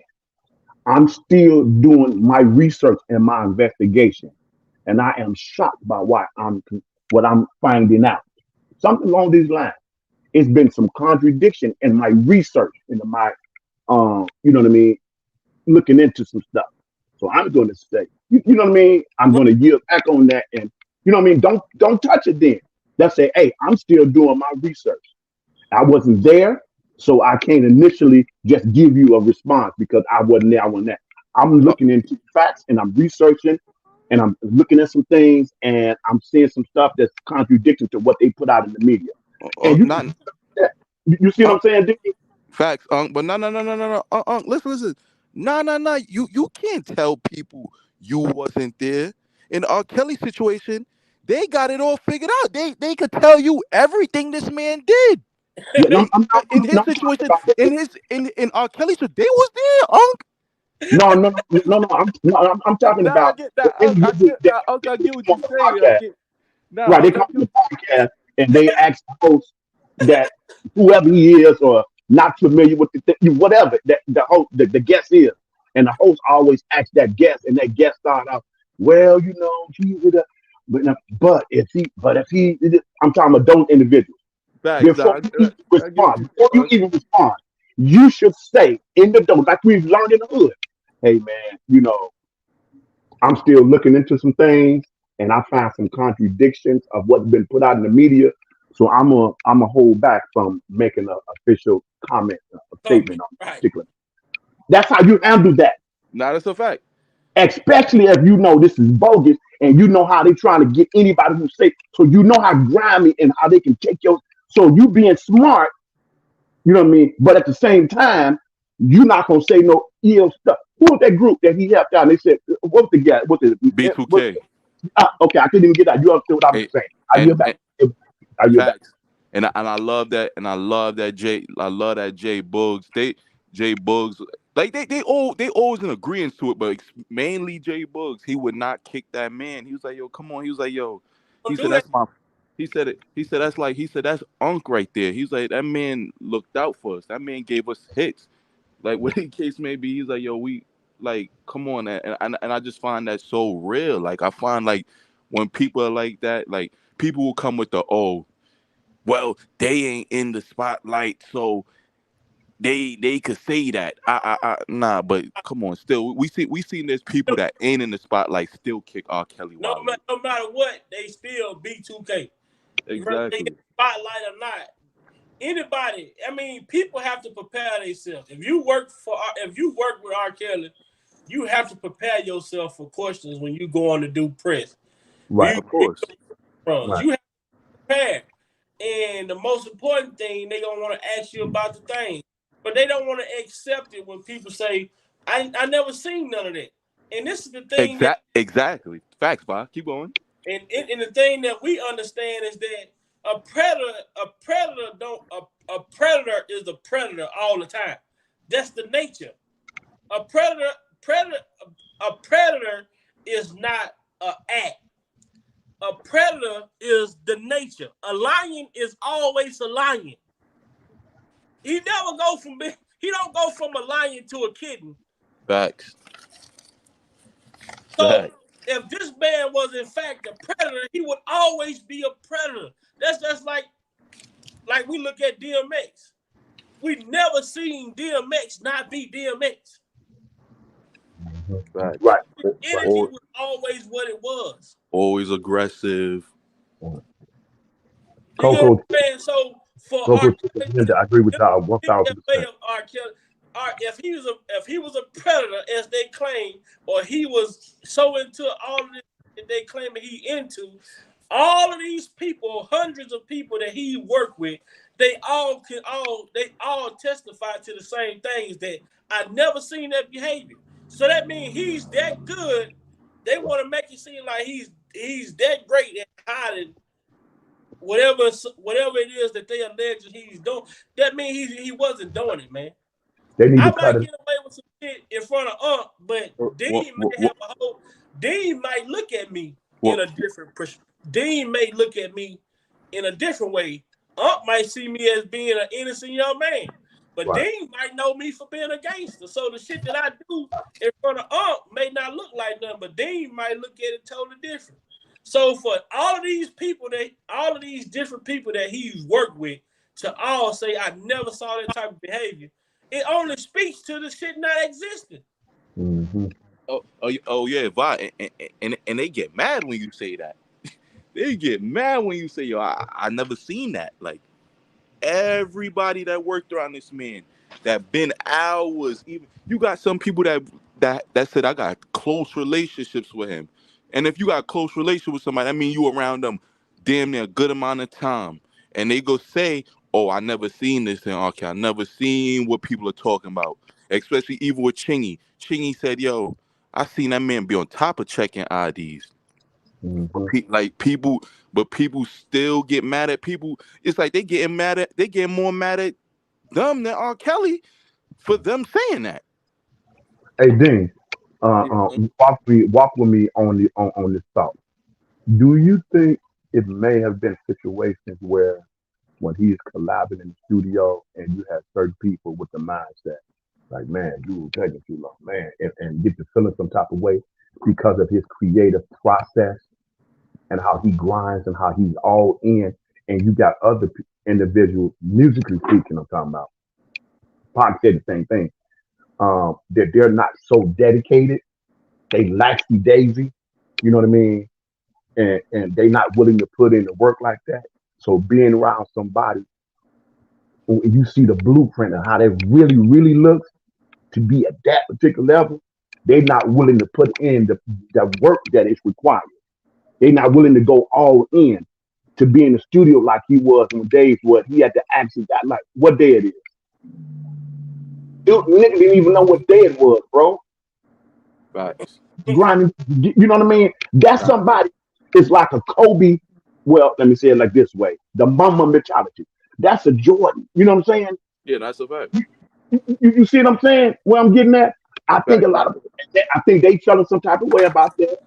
And so when certain stuff came out, they was easily dissuaded. Or when they get on the mic and these interviews, they say this certain stuff, or he might not befriended them like they thought they should get. They could get on being around him and being able to get access to whatever he privy to because of who he was. You follow what I'm saying? Now, definitely, that it's perfectly you said that. As much like growing up, everybody know who the person that made me fall in love with basketball was Allen Iverson. Allen Iverson, the only person I heard that's a superstar that like he just got up and just did what it do.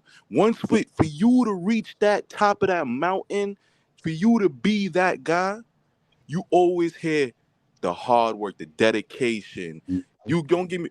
There's people out there that's naturally gifted, Right, talented, skilled. right, They could see something and just do it. You get what I'm saying? right, There's right, always those type of people out there. We're not saying that it don't exist, but for right. you to be a R. Kelly, for you to be a Pac, for you to be a Jay-Z, for you to be a Biggie, for you to be, you get what I'm saying? That elite, you get what I'm saying?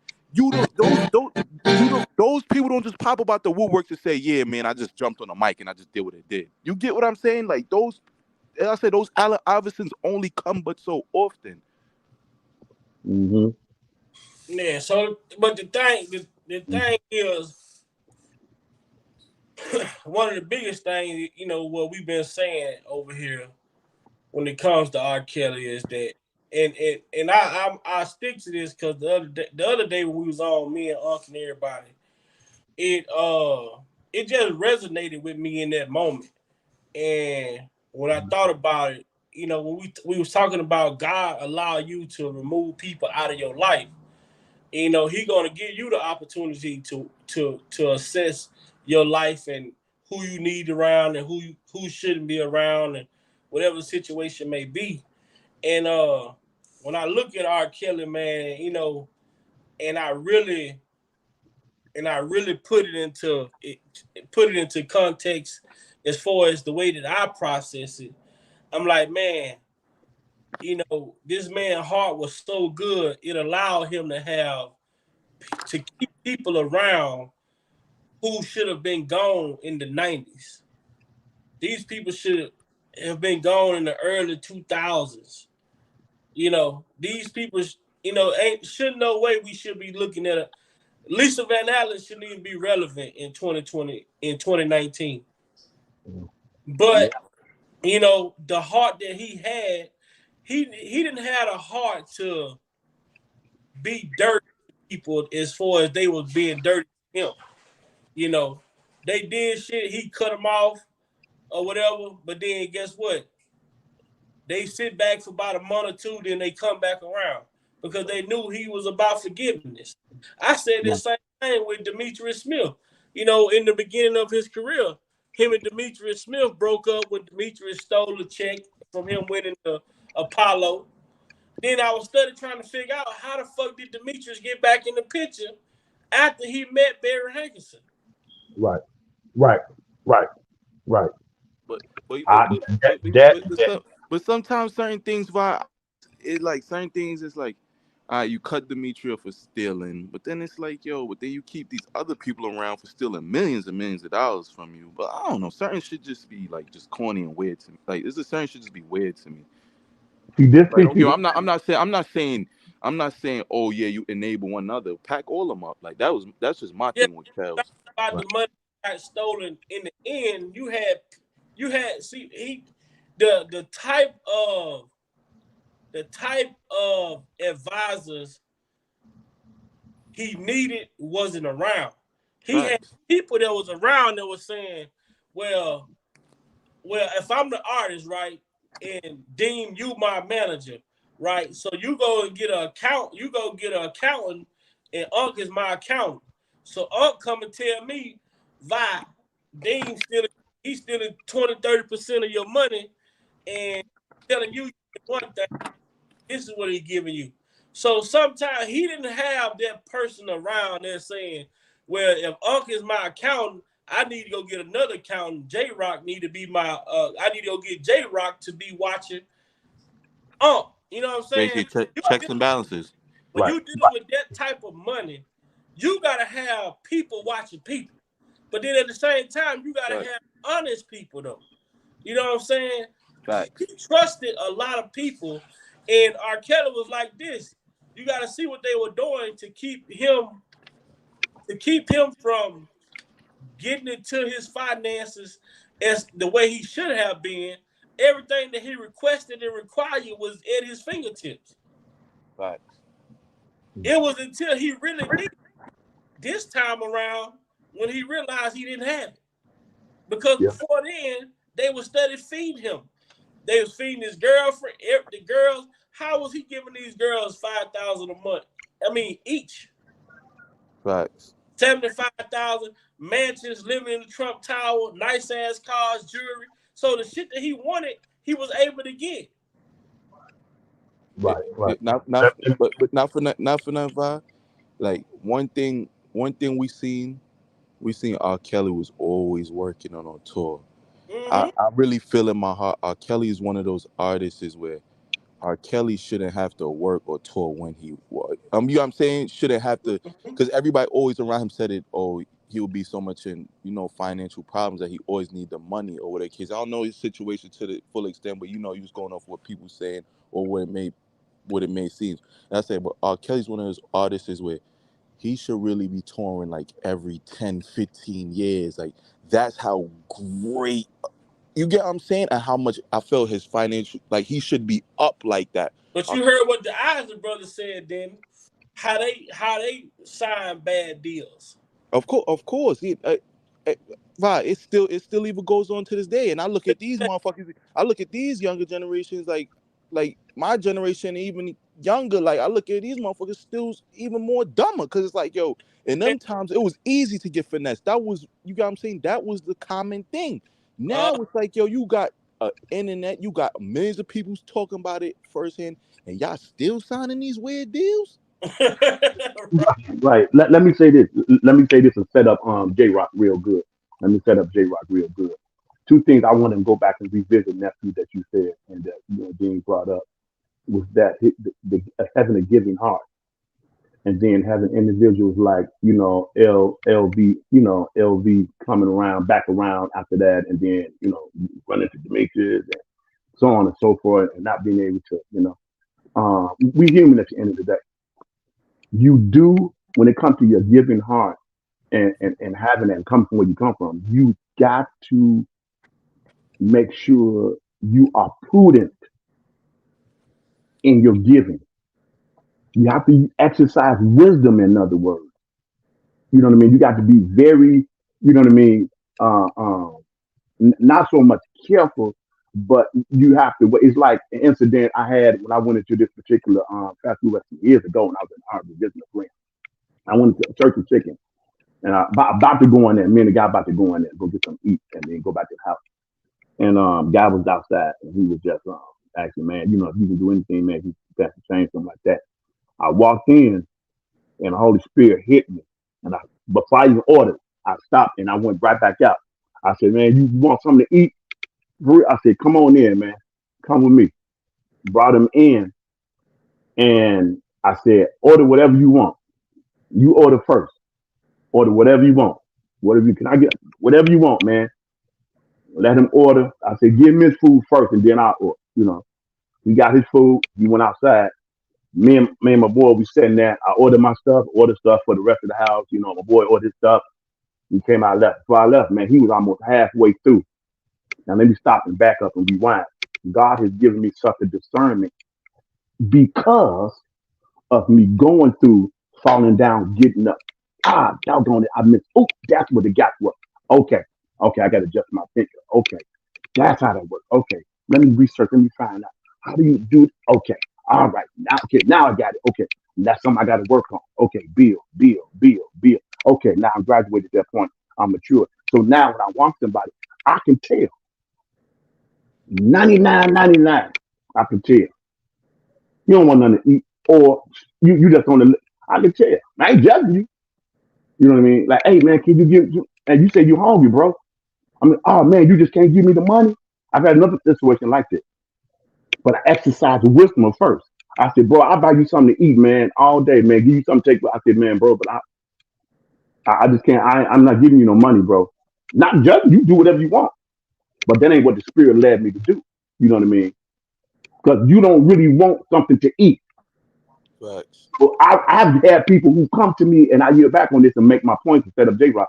I've had people say in the dope, hey, man, I'm just trying to get me a drink, man. I'm just trying to get me something, just trying to get me the drink, man, knock his edge off. I can honor that and respect that. I ain't got to look down on nothing you doing. I got my own struggle. I ain't got nothing to do with that. And I have blessed them people with whatever I blessed them with. You see what I'm saying? I can honor and respect that. Those scenarios teaches you wisdom to be prudent in your giving. You got to be careful. You just can't be wasting money just doing stuff just because you this person. No, you got to be, wait a minute. Whoa. Are you helping them or are you crippling them by doing that? And people get accustomed to that. And as long as they can draw from the well, they're going to keep on drawing. Because they ain't putting nothing in there because they ain't got nothing to put in there. Why? Because they're in survival mode.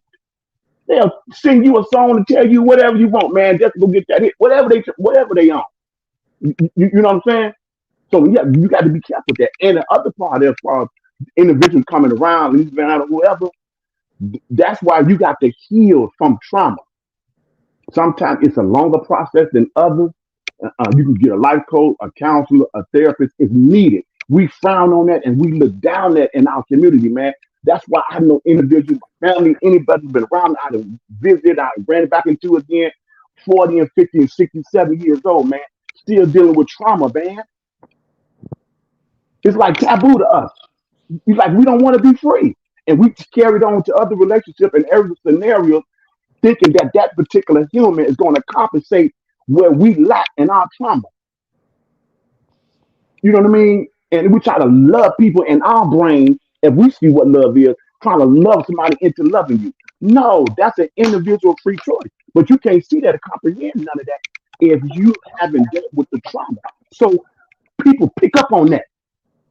People, it's a familiar spirit that bond with you. You're like, man, why is so and so? Why am I attracting all of these? And a lot of times you got to fall back from every scenario, man. And like that movie Top Gun, you got to step back and evaluate what's been going on, That's so you can really see what you've been missing. you Because said Top Gun, Unc?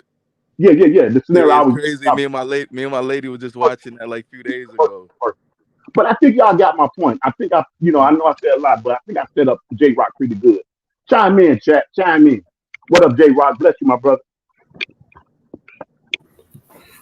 What up, News? What up, Unc? How you doing? Good, my boy. Uh, what up, Dean? And What hey up, guys, bro? shout out to you once again. You said you was gonna be on Monday. You snuck in on a Sunday this time, but but it's all well and good. I want to go back to a point that I think Dean was saying about Vlad and talking about how Vlad said he got this R. Kelly interview, but he ain't gonna air it. Well, number one, first off, I'm shocked that he even got an R. Kelly interview because I'd have never interviewed with that lying long sausage nose motherfucker. But that's just my opinion. Number two, I know it's Sunday and I ain't supposed to be cussing like that, but hell, some people trigger you and he won.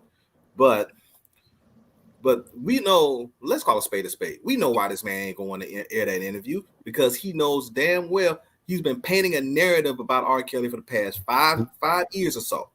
And that interview that he did is completely contradictory to the narrative he's been painting. And now he's going to be looked at as question. You said all this stuff about him, but now all of a sudden this interview it's nothing like what you said. Mm-hmm. And he knows it. And that's why he said, because R. Kelly, because that's the thing. R. Kelly is like the hottest topic that's being talked about. You got an exclusive interview in, but you don't want to air it. Right. That alone already sends that alone should already have people with red flags like why you don't want to air it. And the fact what Dean said earlier about the fact that when brought up about the fact about Elvis and how quick he jumped into it, that's red flag number 2. Mm-hmm. Thanks. Yo, J Rock, that it broke my heart so much just to see like yo, bro, he didn't waste no time, like none. He jumped right in. You gotta be saying a figure of speech as it broke your heart. I know you don't expect, or I ain't gonna say you was expecting for him to sit back and not say nothing. Nah, I'm just saying it broke my heart due to like how we are just so evil to one another. Like it's just crazy to see the way that man jumped in and defended his own kind. I was just Man, like, wow. it would give him now. R. Kelly being charged for these women they charged R. Kelly with quote unquote exposing women to herpes, but Charlie Sheen got HIV in Right. fucking all these women. Yeah. They didn't cancel the show or nothing. Nope. Yeah, And that yeah. DJ, Caucasian DJ, what is his name? Was DJ Pop? Kid. Pope? No. The dude named Pope or Pop.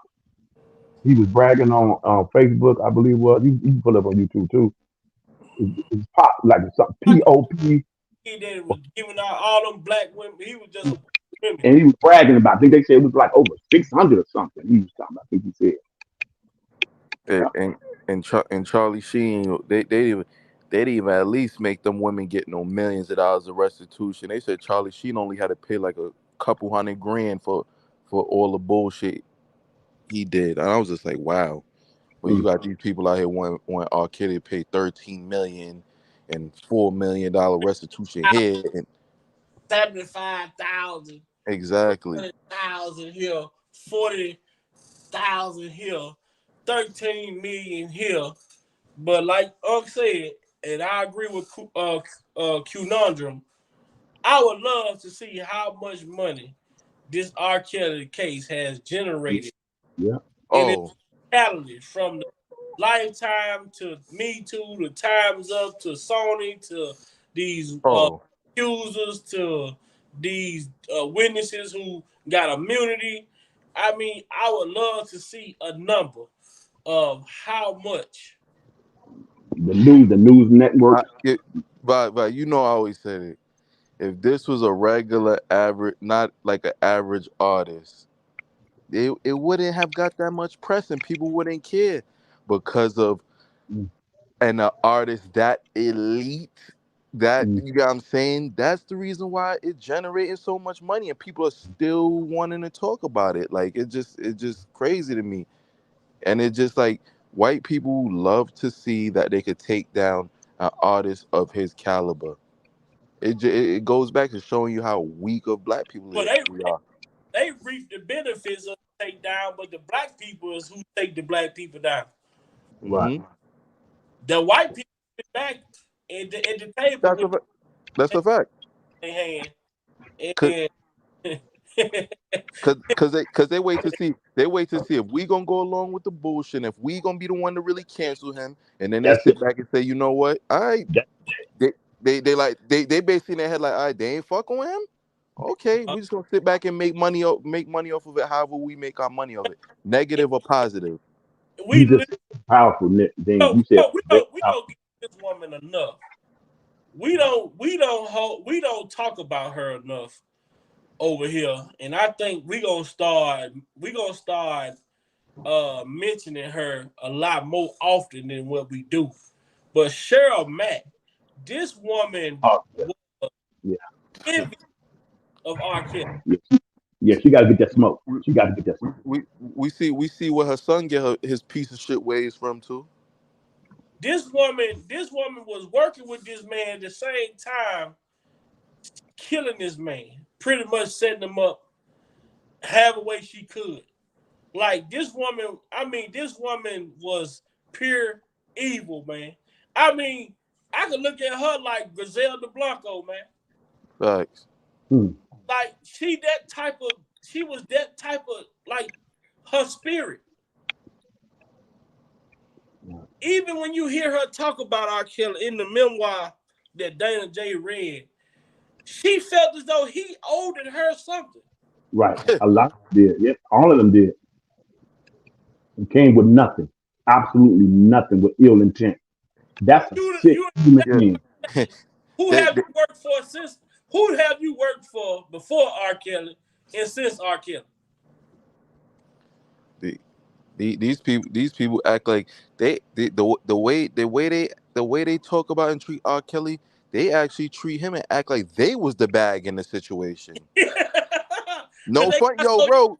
When you sit down and they got when you so sit used to take it was so effortless to take the money and run with it to it felt like it was their money. exactly, yo, no funny shit. They talk and act like they the one was with the bag. They the one that had all the talent. They was the one else getting on stage performing. I'm just like, wow, like they the one acting like they sold over 100 million records. They hey, she was P Diddy, huh? Sorry, Ah, ah, ah, She ah. was, she was P Diddy. son, these, Hey, hey, J Rock. Remember that song with Bobby Brown? I made this money. You did. Ain't that right, Ted? right.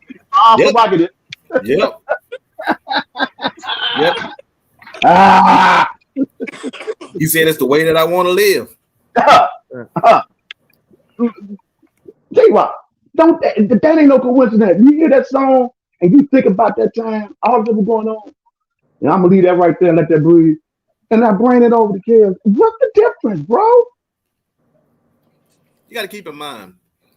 I guess you could say Bobby Brown was the king of R&B between I say 1988 to about 92. Yeah. But Yeah, you know the thing with me, J. Rock, I view Bobby more popish. Like he I was don't know that popish because of the fact that the man had the Don't Be Cruel album. Then he had a remix album after the Don't Be Cruel album. He did the tours. Then he wound up coming out with Bobby, which also had like a lot of pop appeal to go along with it, especially if you got your wife at the time, Whitney Houston, doing a song with you on your album, Facts. which is going to generate a lot of pop interest. So yeah, you can say he was a blend of R&B and pop. You could say that. So that would be a legitimate argument to say. Right. See, like even with Kels, the numbers that Kels did was pop numbers, but it's like, yo, he was like one of the very few that it still was very soulful to where it's like, yo, you can't deny that's not good R. That's still not really R&B. You get what I'm saying? Like when you look at all of Kel's songs, the only one that really got this crazy pop feeling to it is you could say Bump and Grind and Ignition Remix. Right. And if you take a look at who he has wrote for and the people who love them, major pop artists, I'll tell you, I'll throw you a name out right now. Adele says she loves R. Kelly. Facts. She definitely said that. Adele loves R. Kelly. You know, if R. Kelly were to write a song for Adele, not even an album, a song for Adele, it puts R. Kelly in a totally different category as far as music. It puts him in the upper echelon of a lot of artists. Not saying he wasn't there before, because he already was there, but it almost would put him in a different stratosphere if he was working with Adele, and not just one song, but just like he worked with Michael Jackson on a consistent basis. You know, Adele was going to have him working also.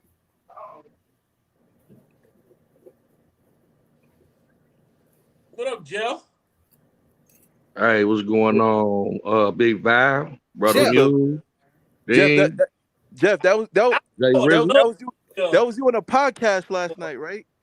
I love to hear him write for Adele, because Yes, sir. the way that he write, he channel the voice. Like when he listen to them sing, when he create the song, he kind of like simulate the song to how they would sing the song.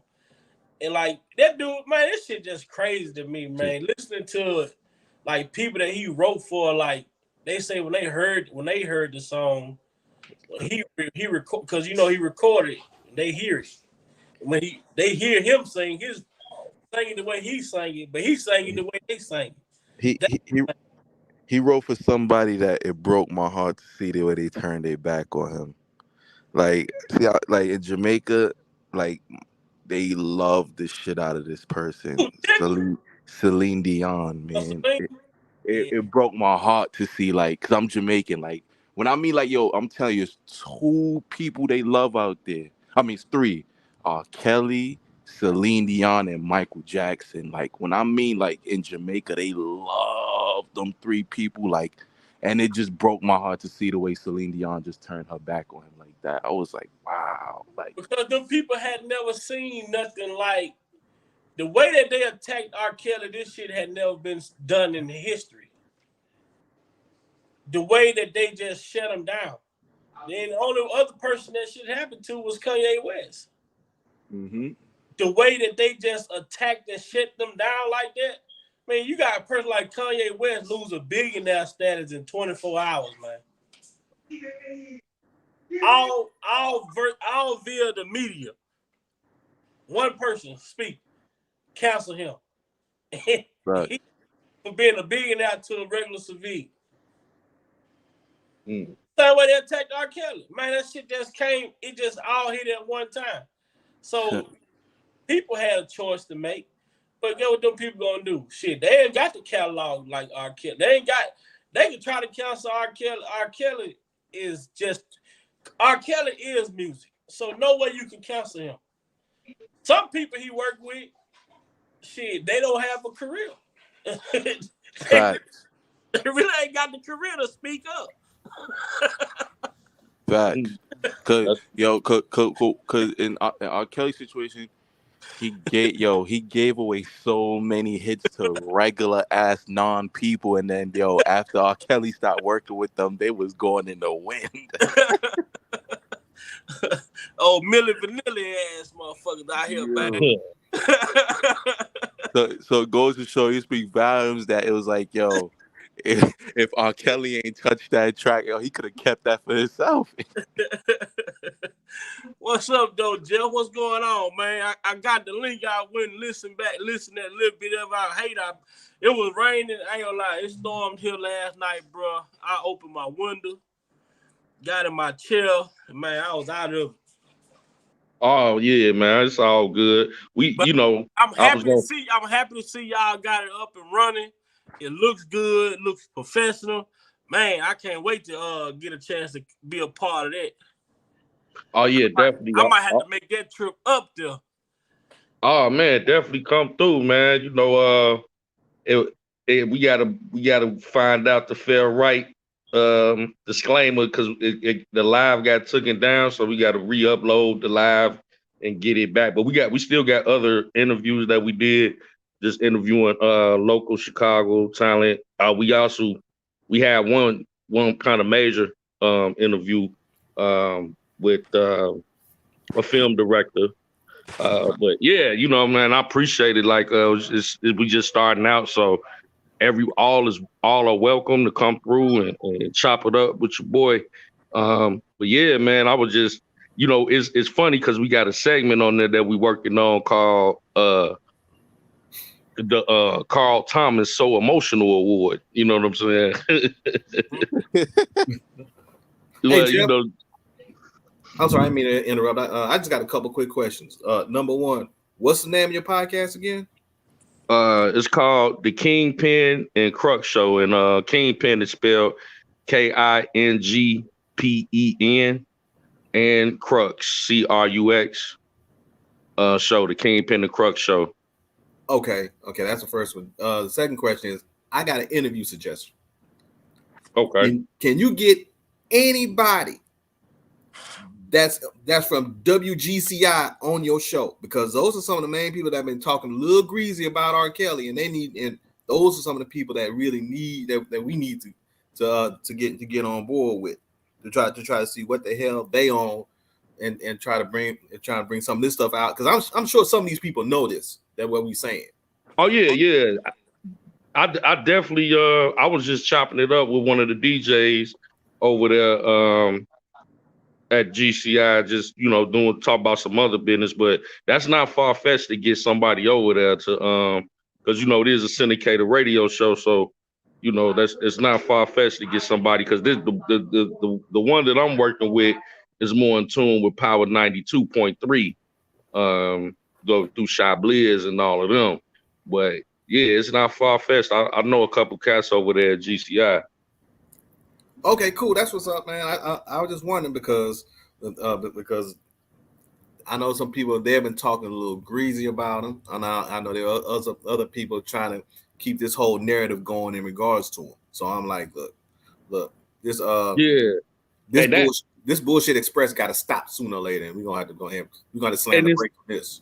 It really is really unfortunate, like you said, and I'm happy you mentioned that, because Kel showed a lot of love to GCI. You know what I'm saying? He showed more love to GCI than any station. So for them to run with that narrative and turn their backs on him, as a Chicago native, I think that was distasteful, to say the least. You know what I'm saying? So, I feel you, like, they need to backpedal on some of that. I know a lot of it is due to politics, because they don't want you to really speak on the issue. But now that a lot is coming out, then radio is starting to lighten up more, due to recent with the text messages, recent discoveries are coming out, people getting more lighter on it. I'm late night radio, so I can say whatever hell I want, you know what I'm saying? So but I still try to tread lightly with it. I don't want to just be on that, because it does, when you on there, it's just certain protocol, but we had a segment last night talking about it, and everybody, we went around the room, everybody like, man, free R. Kelly, man, it's some BS. People know the real, you know what I'm saying? Yeah, but the fact that you got a podcast going on, even though it's late night, it still speaks volumes, because of the fact it's another avenue to get the real information out. Yeah, and I left it open. Like I say, we got the Carl Thomas So Emotional Award, right? And we would talk about, I brought up the Kill situation. I'm like, man, you know, these text messages, I was like, they wanted to give the award to the Savages, though. They like, no, let's give it to the Savages because they still whining about their daughter, and their daughter wasn't in no case, and they still, their daughter damn near 30 years old. I second that nomination, bro. Yeah. Y'all goddamn R.Kelly super fan. R.Kelly Predator. But man, shout out to I got no psychology degree. What the hell is psychology? Yeah, it was late. Sir McGill came through, so shout out to Sir McGill. I don't know if he's listening or whatever, but he came through and chopped it up in the chat. Say he drank it all the way up into the 15th. Oh yeah. So he was up getting his sip on. I'm back, nephew. I had to walk into that rail yard, JT, so I had to put it on mute and walk away. I'm back now. What's up, yeah. What's up, brother Muse? Man, excuse me, J Rock. Please, can you revisit that one before I got off? He was talking about Bobby Brown, that song, My Prerogative. He was saying, I'm the one who made this money. You did make it right there. And you were saying something about him in that era, during that time frame, what he meant to that particular culture and what he did for it, and how moving forward, looking at Kale's situation, like, wow, what's the difference? Man, really? And see, and let's not forget, they also demonized Bobby Brown too, because they've been trying to say that Bobby Brown is the reason that Whitney Houston, quote unquote, went down the road of degradation. Lies, J Rock. Keep going, J Rock.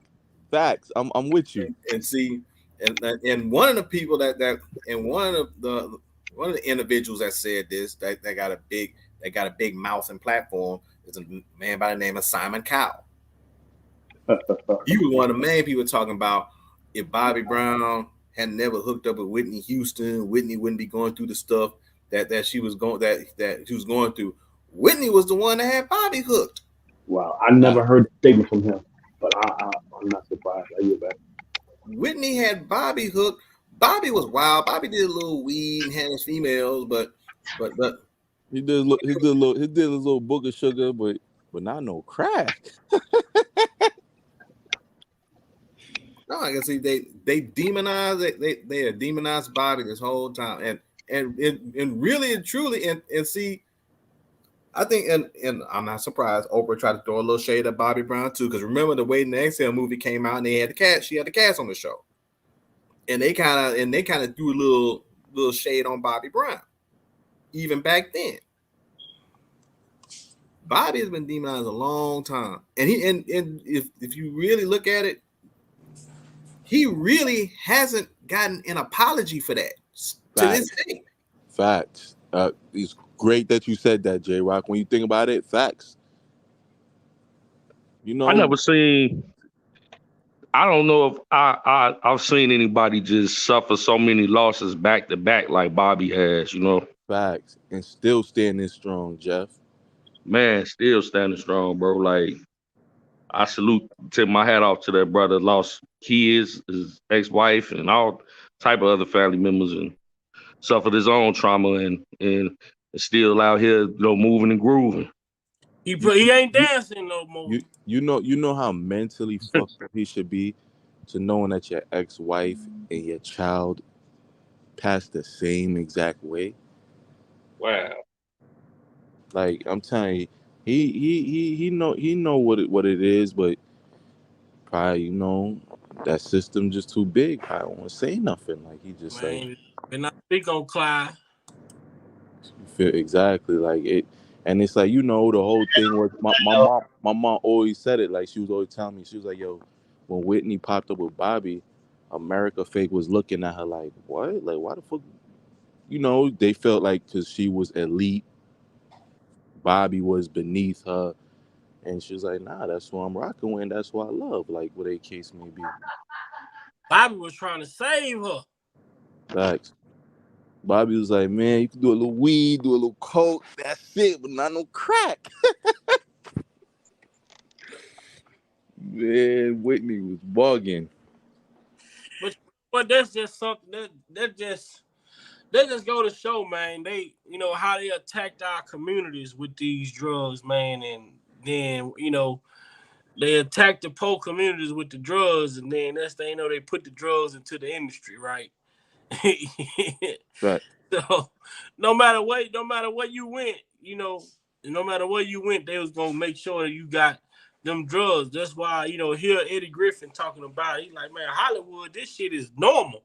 He said, you go to a party, they got cocaine when you walk through the door. Facts. Right. Hey, yeah, big value.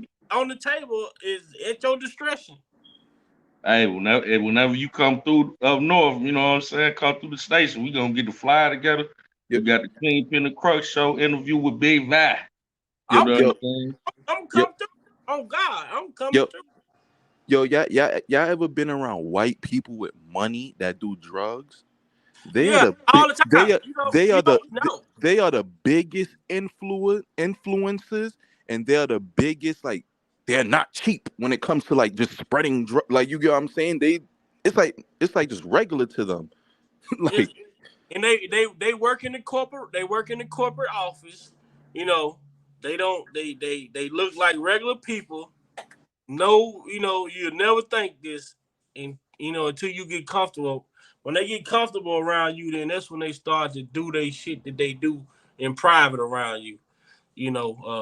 I seen a guy, man, run a whole trucking company, and shit, one day, I don't know if he was trying me or what, he gonna ask me about it. I'm like, shit, I don't know nothing about that.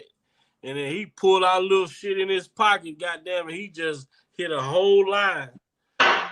It's like, shit, rolled it back, put it back, and I'm like, what the fuck? Wow. I had to call my man, what's going on? Oh, man, Nah, brother. I don't even want nothing to eat from y'all house or none of that shit. Right. I ain't gonna lie. He was doing it. His son was doing it. No. All of them. And these people run major businesses. You see, that's what they was talking about. Like, I watched a documentary. They was talking about LA back in the day.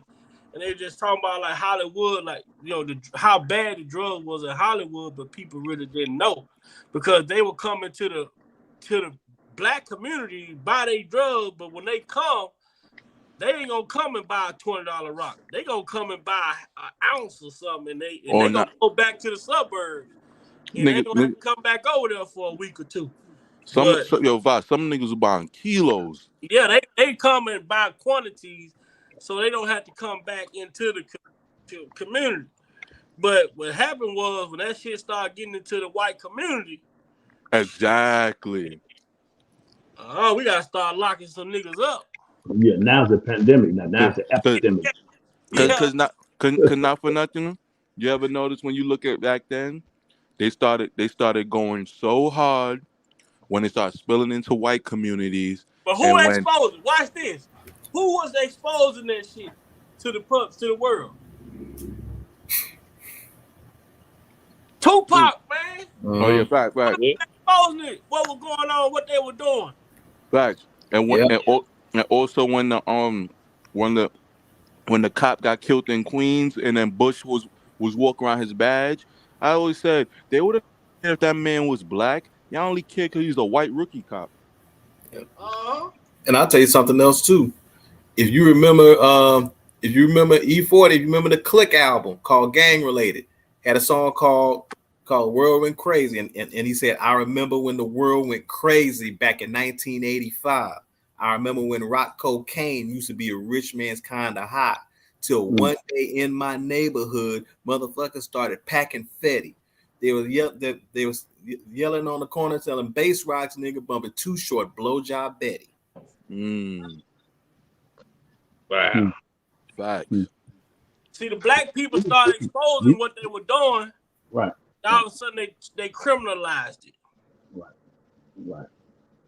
You see that? You got a war on drugs, so the police can bother me. There you go. Yeah. You see that? It It's just like I said right now with even with this whole pandemic with the pills. They only going so hard on it. Why? Because when you look at it, who is really when you look at who is really affecting, it's white people. Yeah. No, man, that come from their community. Exactly. They very silent on how it's affecting their community. All you see in the media is, how it affects ours. But they have been. Thank you, Jay. Thank you, JT. Facts. Thank you. Yeah, it's like astronomical in comparison. Like they are suffering with drug abuse way more than we are, but you don't see it. So it's telling that. But you see, that's another thing, JT. When you look at it, they be quick to get these white people outpatient, inpatient drug programs, work with them, figure out how they can help them get clean. When it comes to black people, the first resort is put them in jail, put them in prison. We don't get the same. You got what I'm saying? Or they put them in mental health. You got them treatment facilities. We don't get the same. You get what I'm saying? Same help that they giving them. I tell you a thing to look at that'll fuck your shit up. That when you hear about government assistance and welfare, they make you think that black people are the only motherfuckers on it. Yo, Va. I'm telling Va, I'm from New York. I'm gonna let you know something. Ain't nobody on food stamps and welfare more than the Jews out here. Let me tell you that. And that's a whole statistic fact. Everybody knows that. That's the black man way of the black community way of not working this, then the third, man. The white people, these people making 6 figures getting food stamps and welfare. But hold up, you got black people who are first class citizens. Our people been here forever. Y'all don't want to give us the little bit of food stamps or welfare money or SI money or whatever, but y'all quick to go send billions and trillions of dollars over to Ukraine. Man, if America don't fucking suck my dick and get out my face with that, bro, that's really channel now, man. You mad at America? My fault, Va. Cause that shit really pissed me off, bro. Like that. Joe Biden right quick, let him know you talk to him personally. What? My fault, Va. No, Va. Shit like that, it really pissed me off. You should have told people not to. I mean, look how they pimped our people. I ain't gonna say our people. Joe Biden is a stimulus check president, man. I don't know why he became president. People, but you can't even say that because Trump was the one that was giving it before he got in. The Trump initiated that. Man, yeah, that's what I'm saying. That happened early in 2020. Joe Biden, when Trump was leaving the office, they wasn't talking about. The people didn't want to pass the bill because they was against Trump. He wasn't gonna get Nancy Pelosi and them to go with it. Y'all know that. Okay, Nancy Pelosi and them, they represent Joe Biden. That ain't had nothing to do with the laws and what benefit the public. Man, they had to vote on it. They had to vote on it. Joe Biden came out and used that. He used that as part of his campaign. Of course. Okay, then. So that's all I'm saying. And I know what I heard in the community from people. All they was talking about was getting stimulus checks. Of course. Just like when Barack Obama ran for president, what was they talking about? Oh, the first black president. They weren't even talking about what the man was gonna do. Right. I got you. Your unc. You see how quick, you see how easy we bought $1,200. And that's all. And that was my whole point I was trying to make. As far as when our people hear money, or when people hear money or something, or hear something like incentive, and they just go and make a decision based off of that. Versus now, you look at this man. I mean, it's a lot of stuff that has been going on, but a lot of this money that has been sent to Ukraine, that's what the president, he got investments in Ukraine. Mm-hmm. Let me say this. Let me tie everything together that y'all just said. And I want JT to walk with me real good. I want to revisit something you said, nephew. You talked about you mentioned that song by Pop. They got a war on drugs, so the police won't bother me. And how start talking about, that being what they've been always doing, how they threw the stuff in our community and all of that. So let's bring it back up to Kale. Now you can understand why I keep on revisiting that interview with Pop in the jail cell. As long as you willing to sell your soul, meaning you're gonna sell out, you're gonna do anything because you want that bag. As long as they able to see that, that's the reason why you able to have these allegations and these accusers and Mr. Kelly. That's the only reason you can get it. That's the only reason you Right. can get it. That's the only Mm-hmm. reason because I don't identify with the ills of my own community. You know what I mean? It's all about me, myself, and I. Because I've been programmed to hate what I see in the mirror. So it's survival of the fittest. So as long as you willing to go with that agenda, boy, blow up quickly. You be made. You got this. All of a sudden, you want every interview, they promoting whatever it is that they want you, everything. You good. You live a life for that. They can keep on perpetuating the same old Willie Lynch concept of white supremacy. They can keep on. That's the only way they can do it. Now, on the other side, when you got somebody that's speaking up and addressing that and awakening people out of their sleep, they may do it with their songs. They might do it with the things that they help in the community, the positive things, who they are as a person, Mr. Kelly, everything, the good that they never talk about. You know what I mean? Preach, A lot of the flop houses that Tupac had, the ideas that he was in the making because of what he had went through with the two parents not being in home, mother having her struggle, what he saw in the community to really address that. They don't want that. So Nope. I'm infiltrate and get you off plan. I'm gonna find what your weakness may be. Anything I can get. It will not happen. We will spend millions. We will spend billions to prevent that. We need to wake up and snap out of that. If we don't do that expeditiously, shout out to the movie Lean on Me, then we're gonna be annihilated. And if you think I'm lying, look at the news. Look at the laws that's behind closed doors. With all this distraction that they're doing all over the globe, all this social media, all this stuff they think you're doing, you better check the laws that they're doing that's trying to wipe you off the planet. And that's why, and I yield on this, Pac said in that interview in prison, that's the reason why people look at that who's going to stand up. And then they don't get the support in the trenches and they focusing on their back, really trying to make a difference. When we do stand up and voice our concerns and say, y'all got to use your position in law enforcement and America, the government, we pay tax, all this stuff. We got real issues. What really going on with us? This is y'all not giving a real story. Anytime somebody do that, you got a bullet waiting for you. And he said that's why the NIWGA tend to JT live a negative lifestyle from their perspective. When we stand up, you only live in a negative lifestyle when you're trying to make noise, when you're trying to get them to address your concern, when you say enough is enough. We just we're human too. We're not three-fifths of a human. This is wrong what you're doing. This is injustice. This is not right. This is not fair. We have laws that you don't have. At any time do that, we could took out by our own people. It ain't so much the other side. It's a lot of manipulation because, hey man, I don't identify with my community, man. It's about me and me. It's that concept, that mindset we got to snap out of. And he said that's why he lives there, because to them it's safer. It's safer that way. That's a sad and a harsh reality. And it's going on every day, rapidly. They change the laws. Man, you'll be amazed the laws they got now that affect our community. It'll blow your mind, JT. It'll blow your mind. Mm. I yield back. Walk with me, JT. Walk with me. I yield back.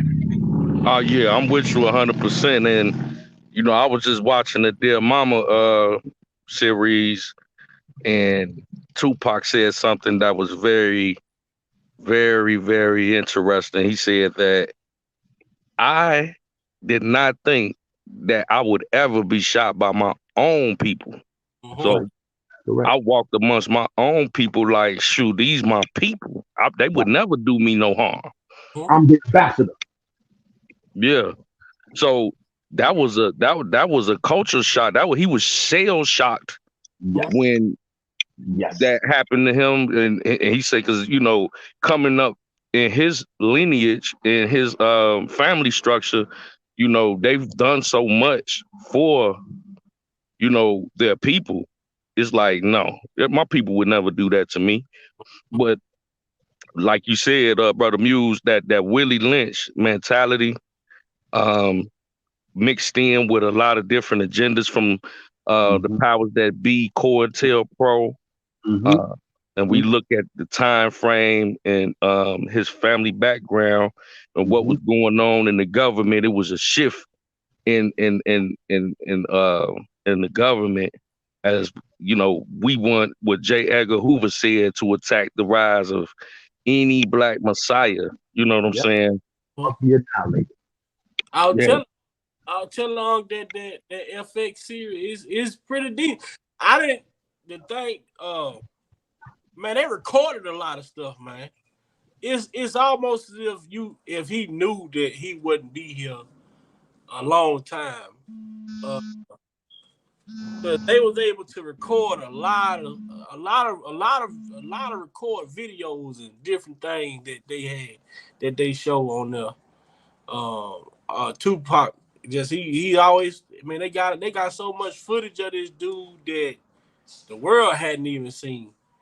Yeah. Uh, I think that few they said that JT, if correct me if I'm wrong, is in the neighborhood. I think they said 3,000 pages of surveillance and how they studied him and followed him, all that, but his family, not just him, but especially him too. I think on him. I think I think the number's like 3,000 if I'm not mistaken. I heard that figure. just following this man, A following pages, my a document that had on him. crazy. Man, they knew he was gonna be held though, because I didn't know his mama was dead. You hear them talk about Afeni, but you don't really, they don't really go into the origins of her. And I feel like she should be celebrated more. You know, um, she's she's a strong woman, and she stood for what she believed in too. So that was only my insight, you know what I mean, on that, and that's why I kept mentioning because I remember Layla Steinberg said that she was working on a project, I believe that she um to present a side of Park that the public never seen. They didn't know, they didn't understand. It was a contradiction, you know what I mean? What his thought process was, what his vision was, and to explain a lot of the decision and stuff he made, you know what I mean, and his progression to grow, and make adjustments. Um, she would have gave I think a real good, and then the insight that his sister Sexual had, and then of course, you know what I mean, the political prisoner that's now out now, Dr. Tulu, Tulu. yeah. And I don't know, is Geronimo Pratt still living? I'm not sure. I don't recall hearing anything about him passing, but he's still around. Them and then his family, his auntie Glow and Mo Queen. Those are individuals that I wanted them to be able to sit down with and put some, you know what I mean? Because Bo now Pre- you get the true essence. You know what I mean? You know what I'm saying, JT? I think JT he must have got a phone call. Oh, okay. Yeah. But Yeah, J. Rock, you understand what I'm saying? that hopefully they go more into it. They hopefully they get more into it. With this, after this little series that they just did, and they've been knowing, because even Ben Crump did some also a couple a year. I seen a show Ben Crump had when they was reinvestigating the death of Yeah. Tupac, and Yep. I mean, it's just he just Tupac just one of them guys. His life, his family. It just I Yeah, believe I believe it's a very strategic plan for for the people not to talk about his family dynamic to the public. yep, And yeah. I can ask you something after y'all finish. My bad. It's And pertaining to Pop. uh, especially his mother, like she was a real soldier. Right. You know, that's why I say I feel like she should even to hear about some of the stuff that she did, a lot of the stuff that she accomplished. I feel like she should be celebrated more, especially when it comes to our people. Um, Because that pedigree nephew is critical because that's what that had a lot of major to do with shaping Pop. You know what I mean? Maternal influence, Geronimo Pratt influence. You know what I mean? His family tree, period, man. You know what I mean? That helped. You know, and then even toward the end, Pop in interviews, few interviews toward the end, he talked about he spoke what I thought a lot of times. You know what I mean? And he apologized for that. You know what I mean? And he regretted a lot of things. He said, but I don't think it was, me being so evil. I think it was just all about my progression to be a man because I never had one as a model. You know what I mean? You know what I'm saying? He never had that example. So he maneuvered the best way he understood, dealing and coming from the circumstances.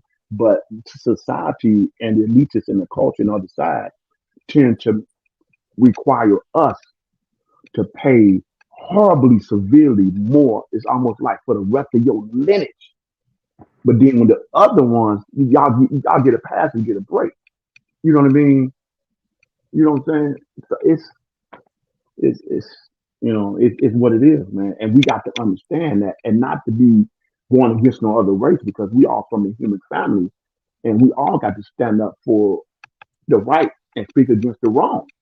And if we can come united as human beings, we can set the power that be that may have evil and ill intent and might be possessed by the enemy. You know what I mean? We can have more strong strength and power to fight against that. And God can intervene. You know what I mean? He still maneuvers. But we have to exercise our power of choice and free will as human beings and individuals to stand up for what's right. You know what I mean? And that's our right as a human. Not so much the Constitution of the United States of America. That's our right as a human being on this planet Earth. And when somebody tell me you don't have that right, what? You say what? You know what I mean? So numbers. It's only through numbers, man. You see what the Luton did. I don't promote none of that. But look at the kind of attention they got. Look what the Million Man March did. So you can't tell me we can do it whether it's right or wrong. We can come on. mm-hmm. I don't know what a disconnect is, nephew, when I'm driving. A negative cause, but we can't come together for a positive cause. Help me with the connect. What's the disconnect that you see right there? I can't see this thing, man. Oh, we But finna go to stores. All of a sudden, you get 1 million people. yeah. But we want to go change the law. You can't get 100 people. Yeah, you got to snap out of that, man. Otherwise, damn, I'm telling you, what's the future like? You see what I'm saying? It's real. Don't get me wrong, y'all. Hey, I ain't taking away nobody's fun. Kick it, party, enjoy yourself, go to the mall, enjoy your family. I'm not tripping on none of that. What made conscious rappers different and stood out, Pocket all of them, the late Guru, Gangsta. What made them is because they weren't afraid to stand up, man, and speak about the stuff that we dealing with and going through. And the other side they was feeling some type of way, and they hit a nerve because they hit a nerve because you responsible for a lot of the stuff you didn't drop. So until you clean it up, we're gonna keep on talking about it. We're gonna keep on presenting it. Now y'all turn around and gave us social media and Facebook. It ain't always negative. A lot of stuff is crazy foolishness. They utilize it, but there's a lot of things you can get on these YouTube channels and get some goodness in them. You know what I mean? And learn some stuff and grow and mature and get some insight. Some stuff that's impactful and transformational. Otherwise, why you breathing and walking around? You ain't serving no purpose on the planet. What you contributing to? I just think, and I yield back. That is a reason for every human being existing. We're not simply here just to pass the time. Absolutely. Pardon the body. I'm sorry. I had got a call and got interrupted, but I'll tap back in. Was you able to hear what I was saying? I yield back to you, JT. I just caught the ending of it. Um, yeah, it's very it is very very important to note what you're saying, to be aware, environment awareness, Right. and being socially aware. To be aware is to be alive, and Yeah. that way, we could see the attacks. I promise you, like, you can see it before it even manifests. So Mm-hmm. therefore, you can prepare for it. Mm-hmm. Because, man, I was having a conversation, and we were talking about this whole everybody with these kids. Like, these kids are even claiming to be homosexual before they even understand what they're talking about, Right. because the agenda that is being predicated, that they're being attacked, they're being targeted for this whatever agenda, and it's like, why is this? Like, my mom is a elementary school teacher who's Okay. been in the Chicago public school system for over close to 40 years. Yes, sir. Yes, sir. And the things that she tells me about the new generation of children now that are in school is troubling. Yeah. You know what I'm saying? It's like, we were kids. We had it, but this generation now is concerning. Like, the way that they're being, see, like, these little girls and the boys, half of them, they're talking about they gay. Like, how you even thinking like that? You know what I'm saying? Right. That's because they are attacking the children with these different agendas.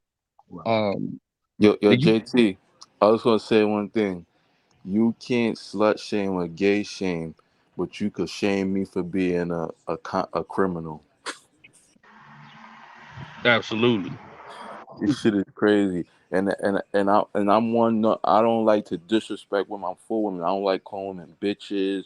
I don't do shit like that. But it's like I really feel like, no. I was telling my girl, nah, I feel like you have to slut shame women sometimes. Like, it's like, yo, cause you really got this generation gonna go out thinking all this whole shit is cute. And I never been the one to find me raising two daughters. I don't find shit like that cute, bro. I don't like. Fact. I view whatever lady I deal with, if I'm getting a relation with you, as my trophy. You go out there and represent me, and also my kids. You gonna represent me as me being your father. So, like, as I said, I don't find whole shit cute.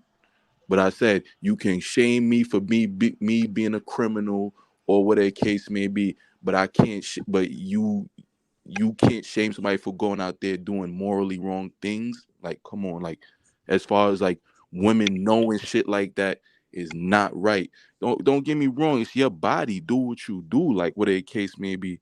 But at the same time, at least be in the back of your mind. Like, at the end of the day, you got what I'm saying? Like, at least have a little conscience. That's an excellent point, Dan, for real. Because it makes you wonder why, though. Like, we understand that there is Exactly. an agenda, but what is the reason for the agenda? We hear the conspiracies, and only thing that people hear conspiracy, it's not a negative thing. It means to conspire. So it's not something that's just thrown into the atmosphere as to be taken as, oh, that's just something that someone thought of. No, it's something that is to be conspired on. So it could be a very real thing. What is it? Like, we hear the conspiracies of population control. Is that why y'all are attacking someone like R.Kelly right about now? Like, because he was under the radar, and then out the blue, y'all started this campaign against him. Um, it's just like, what is the reason for the agendas that y'all are perpetuating and attacking the youth more than anything? And when you look at the media, the media is a powerful power. It's been one of the most powerful forces in our society for decades, even almost a century now. And the way that the media has been in cahoots with politics and the powers that be, we have to be very, very leery of what the media feeds us. Is what they say, telling lies to your vision, television. You know what I'm saying? Yeah, yeah, JT.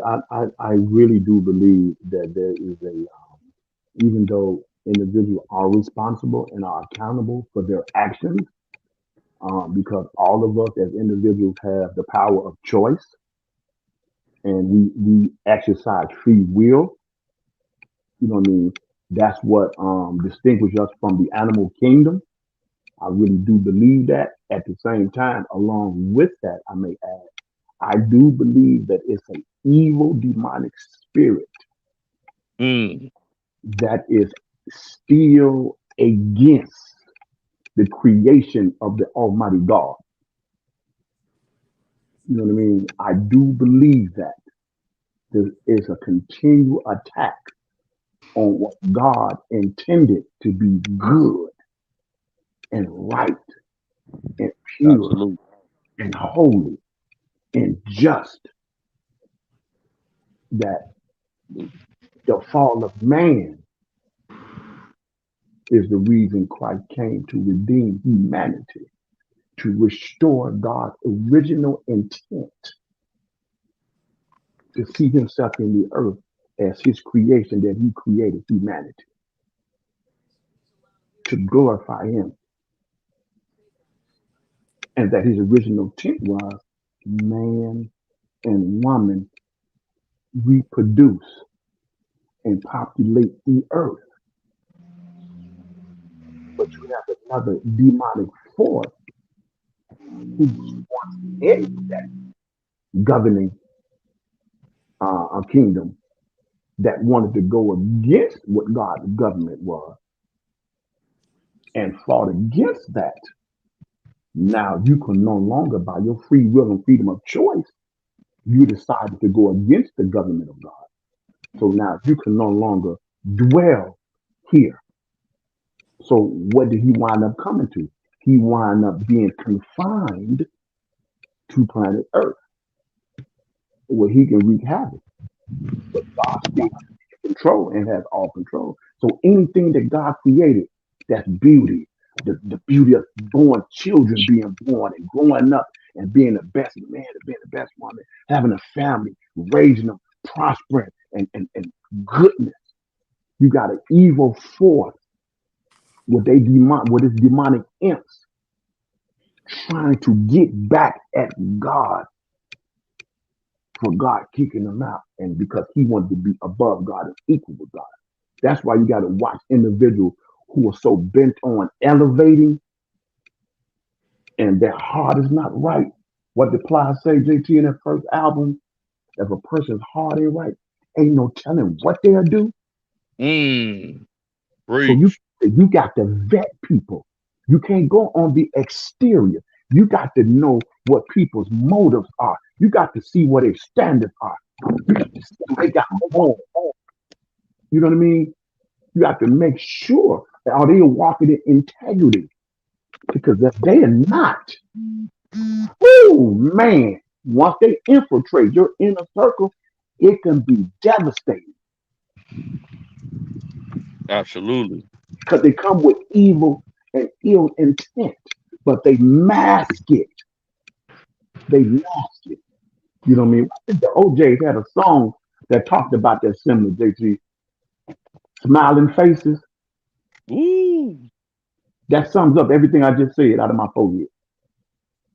And whether that's all the time they backstab because of the intent of their heart. Now that's a choice. You have free will and freedom of choice to go the right way or live the wrong way. That's a choice that every human being makes. And now you got people today that make those choices however it looks. And now you don't want to take responsibility, ownership, and accountability for your actions. Now you're going to take the goodness that I laid out to you, that I shared. How we broke bread. I put one in your pocket. I put you on my team. I brought you in my inner circle. You know what I mean? I made you a man and a woman again. I took care of everything. I bless you with all that I shared my wealth with you. And yet you take all of that, the goodness I did, and y'all flip it and criminalize it. Mm. Is that the world we live in?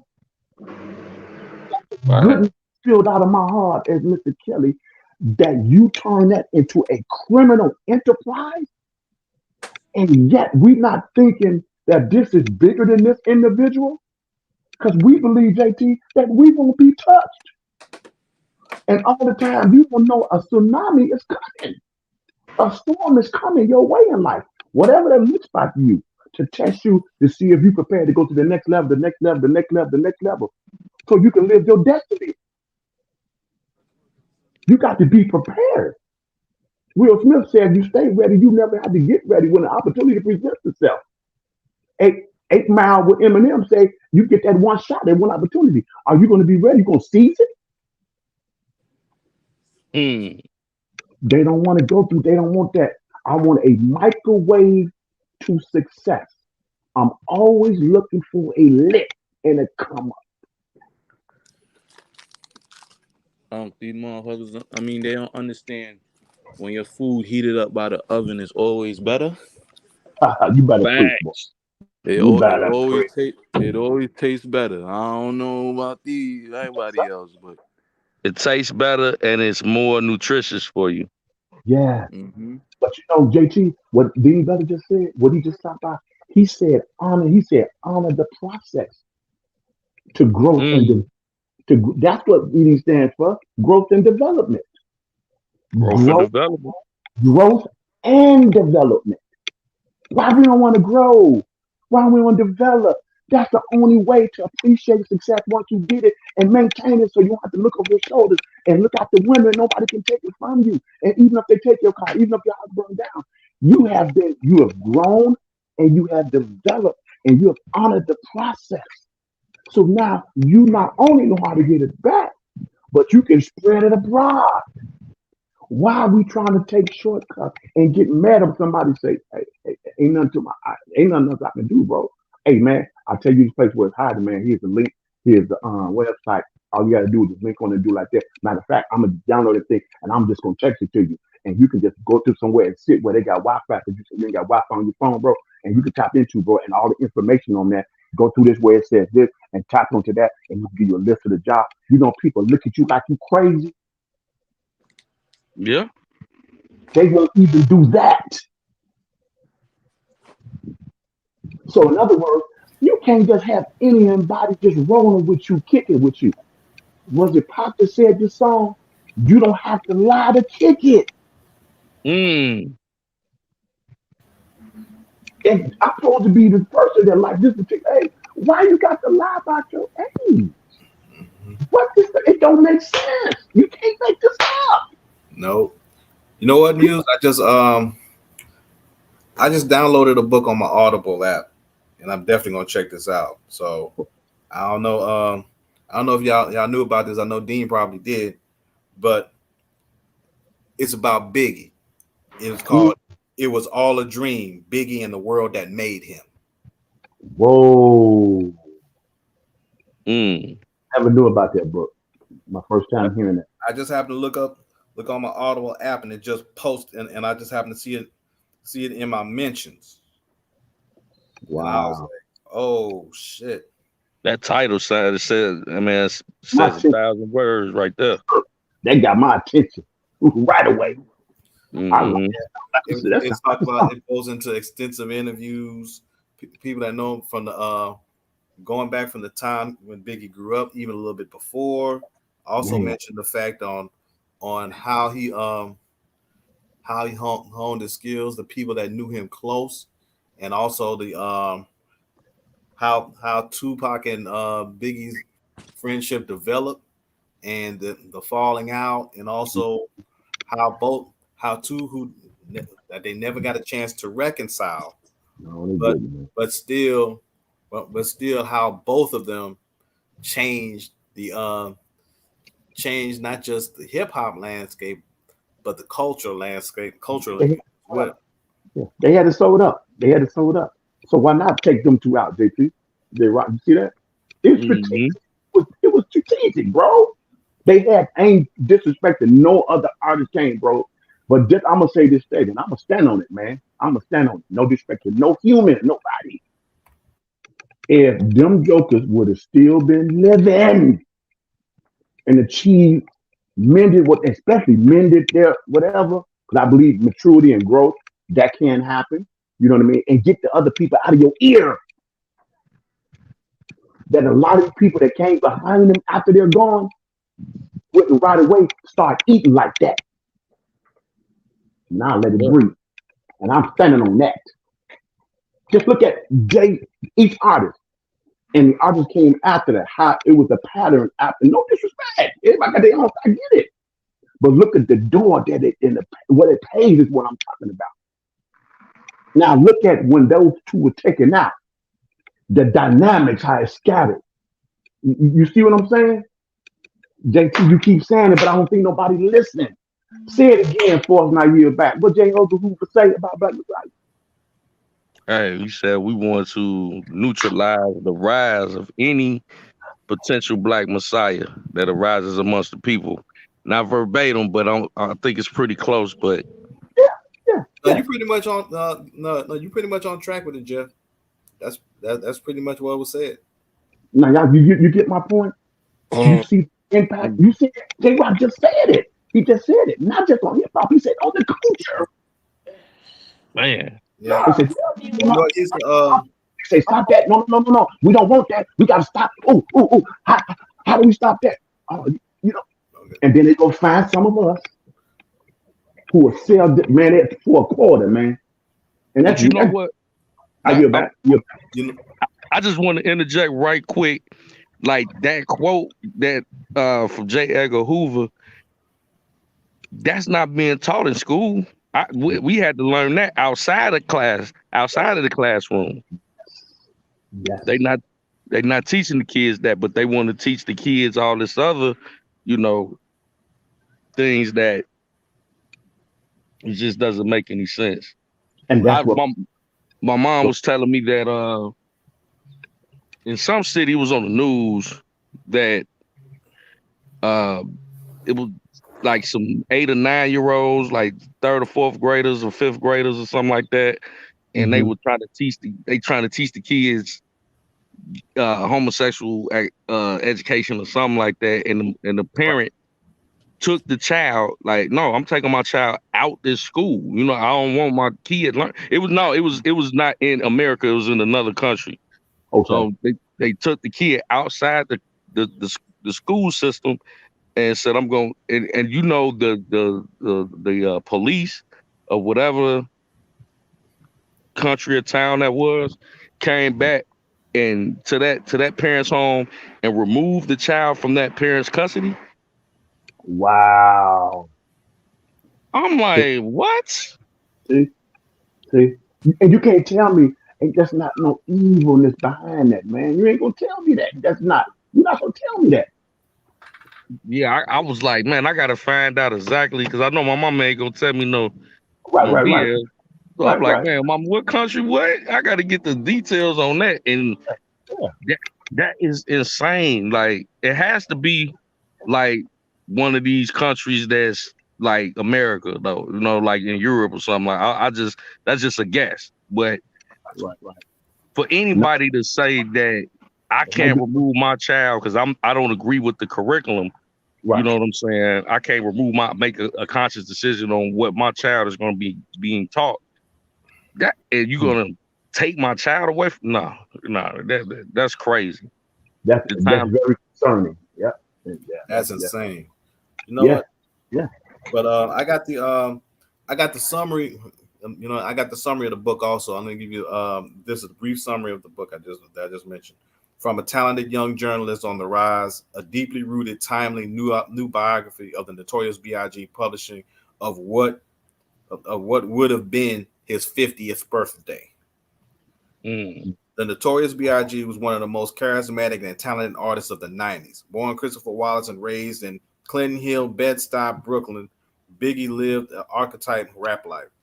Young trouble, drug dealing, guns, prison, a giant hit record, wealth, international stardom that came with it, and even an early violent death. Biggie released his first record, Ready to Die, in 1994 when he was only 22 years old. Less than 3 years later, he was killed just days before the planned release of his second record, Life After Death.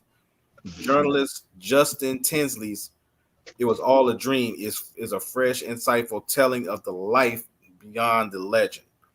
It is based on extensive interviews and those who knew and loved Biggie, including neighbors, friends, DJs, party promoters, and journalists.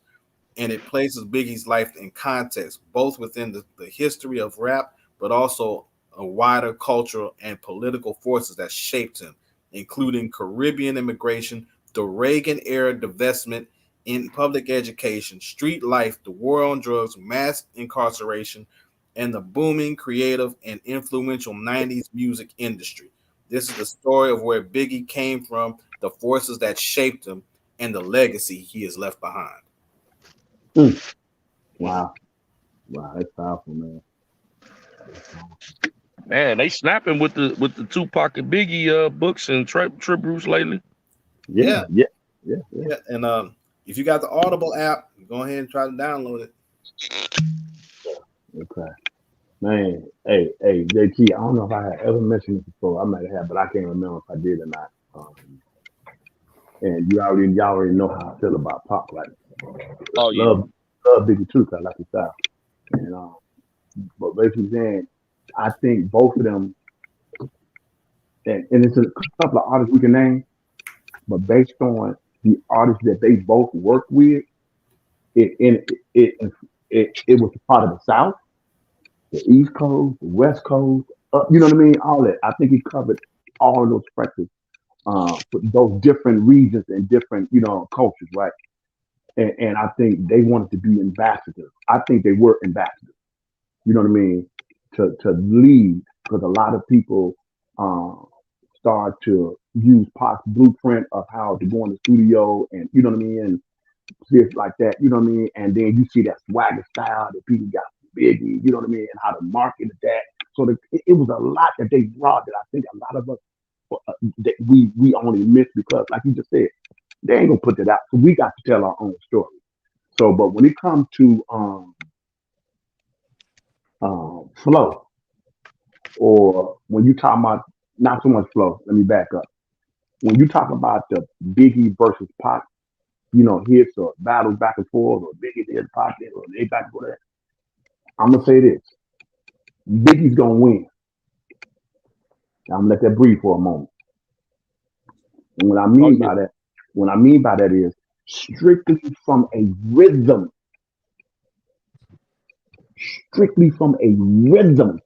standpoint. I totally agree. I know where you're going with it. But when they say Pac is the better rapper, they don't mean it ain't that Pac is the better rapper, because I still talk about Guru all the time. What they mean is that whatever Pac had to say out of his mouth that came out of his forehead from the depth of his soul, it was at the time the most potent and relevant, and it was foreseeing things that hadn't even came about yet, and it left you in a state of consciousness, like it makes you think. And then at the same time, if he wanted to make you sit back and smoke you a beanie, you know what I'm saying, fly one up, throw you a little cocktail, nurse you a cocktail. If you want to get on the floor and with your lady friend and do your swing and swag, all of that, he could put all of those concepts in one element and still make it the most potent, that it left you questioning what he has on his mind next. And see, that's the thing that's exactly what Shock G has said in regards to. So to me, they had the rap game sold up in that aspect. Now, when you bring all the other artists to collab and merge, look at the rebirth that they was doing, moving forward down the line for our legacy as a culture. And some kind of way, JT, it was cut off. Yep.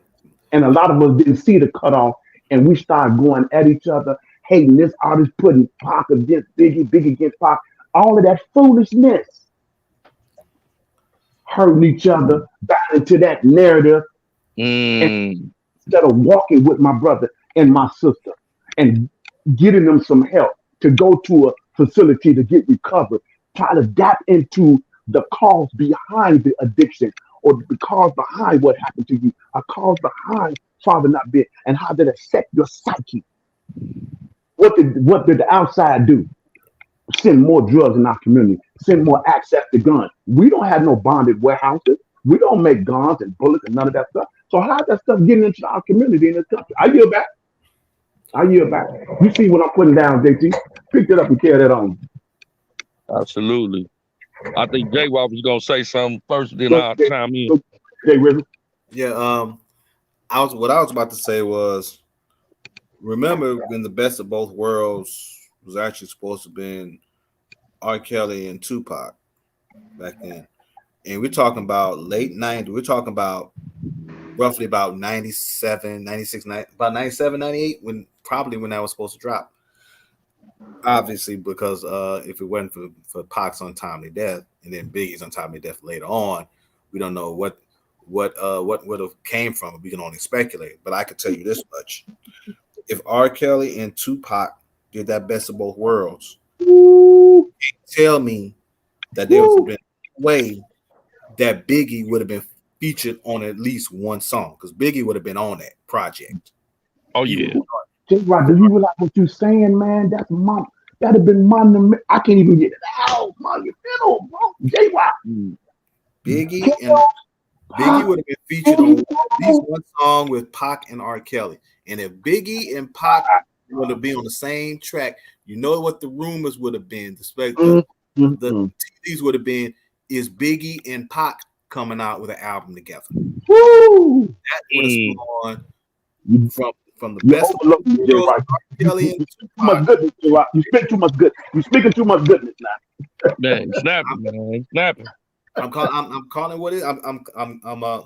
I'm making the connection when Biggie and with because we all know R. Kelly and Biggie worked on at least 2 or 3 occasions anyway. I didn't know that until you had mentioned that. I think you had said that once before, if I'm not mistaken. Yeah, because remember on the song "Be Happy" on R. Kelly's 3rd album, Biggie was on it. Y'all, let me cut in real quick and make an announcement. Go ahead. How everybody doing? This good. Hey, lady. Hello to everyone on the panel. Hey, lady. I just want to make a quick announcement. What's up, Mama Love? How you doing? I'm fine. How you? Everything good? I'm good. That's good to hear. That's all that matters. Okay, so y'all, we have a date for the next 24-hour live. It's going to be on the 26th of this month. Okay. Same concept, 3 to 3. Same topics, same concept. We just changing the date. So hopefully everybody can jump in at some point. And yeah, we're gonna make it happen. So we're gonna make that happen on the 26th. And everybody be sure to go subscribe to our brother JT channel. Let's run them up. I put the link in the chat. I appreciate that so much, sis. Much love. I got Jeff, what does it say so I can know how to type it in case I don't get to the link? It's the Kingpin. Kingpin is spelled KINGPEN. And Crux Show, CRUX Show. So the Kingpin, the Crux Show. You put it in private. Can you put it in the private chat also? Yeah, I'll put it in there. Yeah, I'll just finish up with it. Okay, so y'all make sure y'all go subscribe. Let's run our brother up and make sure we got you, bro. It's a link in the chat for the t-shirts. Make sure y'all grab y'all t-shirt. Let's support the channel. The Cash App, the Super Chat, all that's in the chat. And that's it. We love y'all. Right. And can we get those lights up if you got to hear the like button coming in because you were so excited of anticipating about the platform and all the goodness and what we bring and how y'all interact. Just hit that like button so that we can be able to stand out. That's all we're trying to do. We're not disrespecting nobody. We just want to, separate ourselves and be unique, in our own right. So let's get them likes up. Absolutely. Get the likes up. Yeah, they It are don't, it free. don't cost you a thing. They are free. All it takes is some exercise. That's all.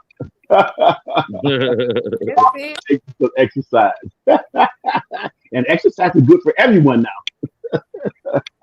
Absolutely. Yes, yes, yes. So that's Yeah. all I have to say, y'all.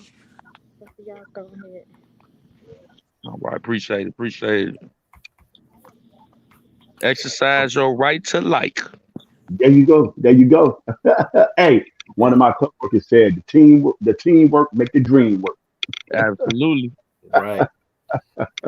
Appreciate Lavish with the update on that on the 24-hour live, which would be 2 weeks within 2 weeks. So definitely would be part of that. And also, like I said, with the connection, like I said, with Tupac and R.Kelly, which would spawn a connection with Biggie and Pac on their album, which would have been so epic.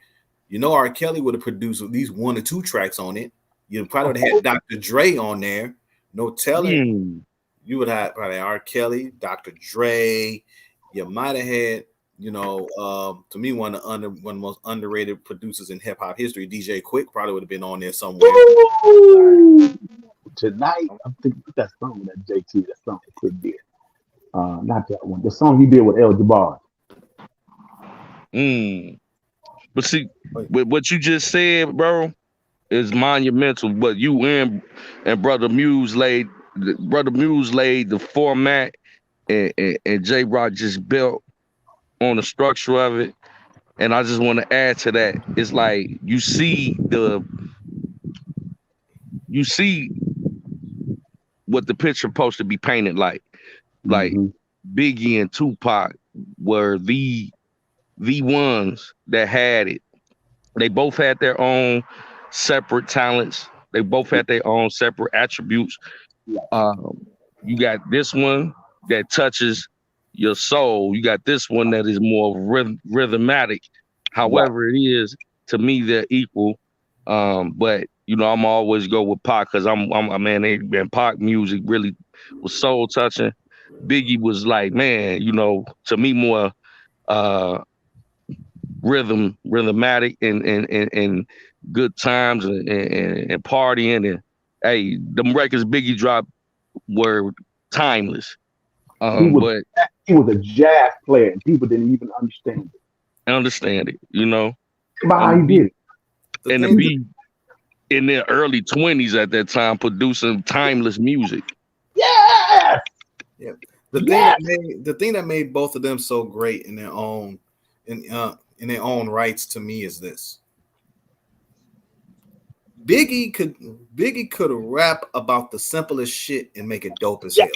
Yes, that's my point, J Rock. And he did it like a jazz player when they blow their own. Biggie could rap the fucking alphabet and make the shit sound like the greatest shit ever told. Now, JT, you a musician. Follow this. I'm sorry, J Rock. He put emphasis on Biggie did when he rapped, when he swings, he put more emphasis on the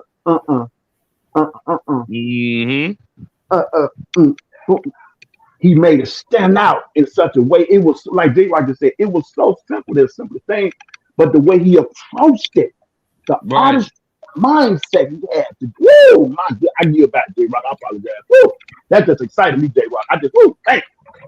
And what made Pac so great, the complexity of the topic that Pac brings up. And he just narrates it in a way and paints a picture. No matter how complex the topic was, he could make it easily relatable for you to understand it.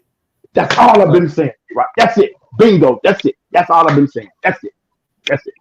Yep. Bingo. You got it. Spot on. So what you're saying, bro, in essence, is that you have the yin and you have the yang in these two brothers. Yeah. Yes, sir. Yep. You understand why I said the statement, JT? They had the rap game sold up. Not meaning ain't no other rap. Come on, that'd be foolish for me to even say that out of my forehead now. We just got too many artists come to our mind, but that's not what I'm saying. Talking about these two brothers, I consider the ambassadors that was leading our culture. and Mm-hmm. everybody was welcome to the table. Pac And then had, go ahead, J Rock, I hear back. and then to add a different element to it, both of their abilities to tell stories Yes. makes their styles even better. Now that's the connect. Now you just connected. There you go, J Rock. You just connected. That's it. Now they both were equally as strong in that area. Yes. Yes. Now you see why uniting. Do you know what that now, JT? Now go back to those who control the labels. You see what street I'm walking down now. Look at those who control your publishing and your catalog. Yep. It's in their best interest to keep us divided and at war with one another. You got what I'm putting down. All right. I yield back. Yep. It's in their best interest in any situation when it relates to our people to keep us divided, to keep us chaotic, to keep us just in a argumentative state. Just imagine if Biggie and Tupac would have came together instead of this big old East Coast, West Coast, the divide and conquer strategy, to sell records. Pac even to me, like, man, I'm just trying to sell records. I ain't thinking about that, dude. It's smaller than that. It's smaller than that. But he said they would have never knew about no beat if y'all want to show the 300 million, whatever the figure Pac said, across the TV and all that stuff. He got the media.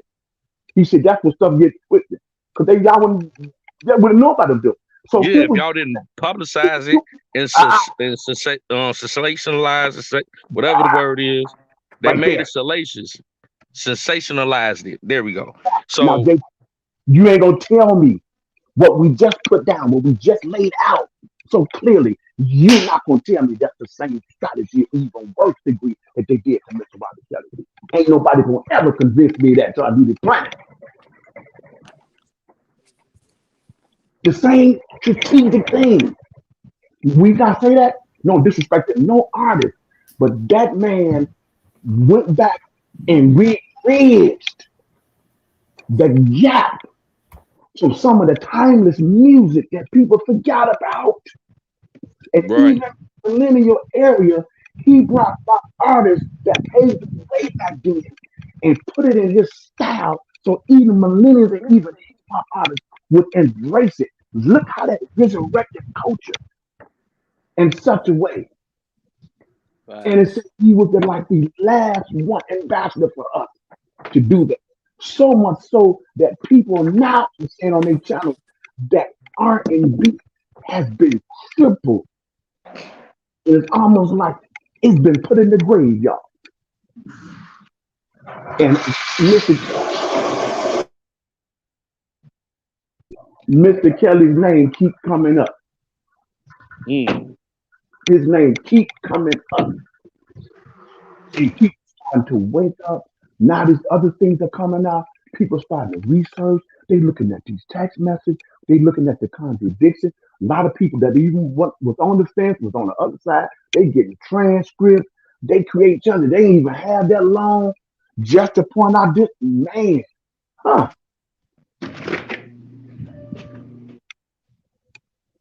So, but hey, it all comes with it. It all comes with it. Absolutely. Mm-hmm. It's when you think about it, and then by him being at that time frame, because all of this coincides with that whole time frame when Biggie and Tupac were doing their thing and Kels was doing his. It was like, man, like the golden age of music for hip hop culture at that particular time. Hip hop and R&B. Yes, indeed. And these catalogs of music that are produced by Black people are worth a fortune, but they are not owned by Black people that created them. Yep. That's what this whole thing is about. When we sit back and think about it, all the great ones that had this great wealth of catalog end up either dead or in jail. Why is that? All by design. Right. You're absolutely right about that, Jeff. And also, too, if you take a look at the landscape of if you take a look at TV and especially TV commercials, even certain scenes of maybe movies or TV shows, whatever, the impact of 90s R&B and hip hop is prevalent. There aren't too many commercials that you don't hear a 90s hip hop song or 90s R&B song for somebody's commercial right now. I agree. Because that's also something that's also can be that artists can profit from too. Because your song is on the commercials, somebody's product. Mary J. Blige had Target. That was one. And was it the General got This Is How We Do It from Montel Jordan. You got other corporate consumers that's also using hip hop 90s and hip hop 90s hip hop and R&B music to push products and services.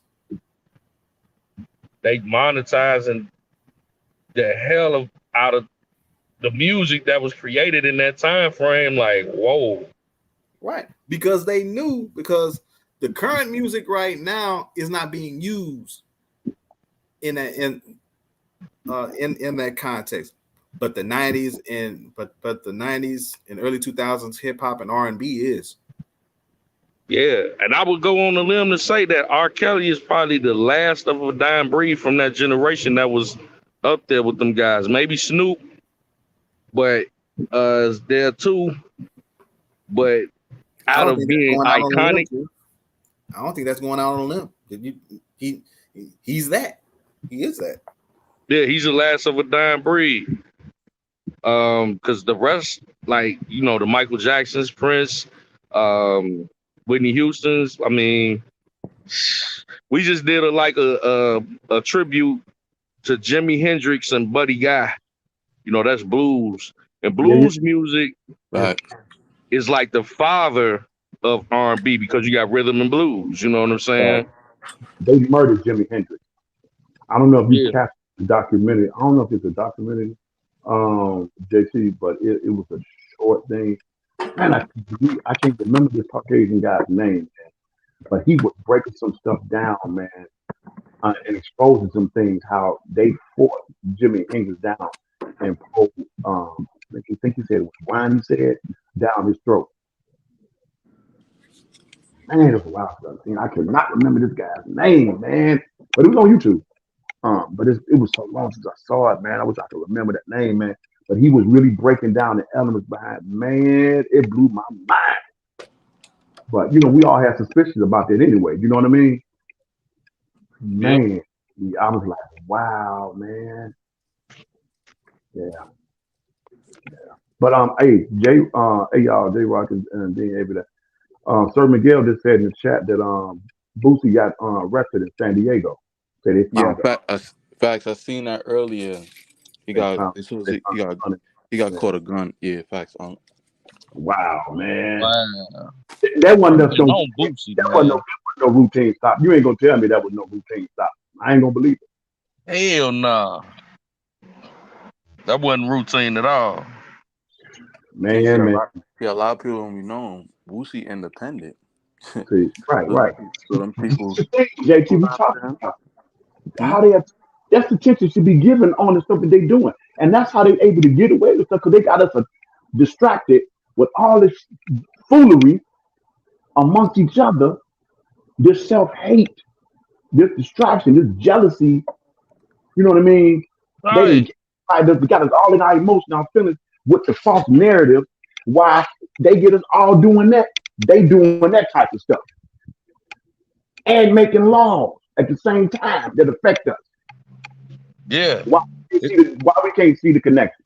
You can get caught up in the matrix. You can get caught up, like we look at this YouTube situation, right?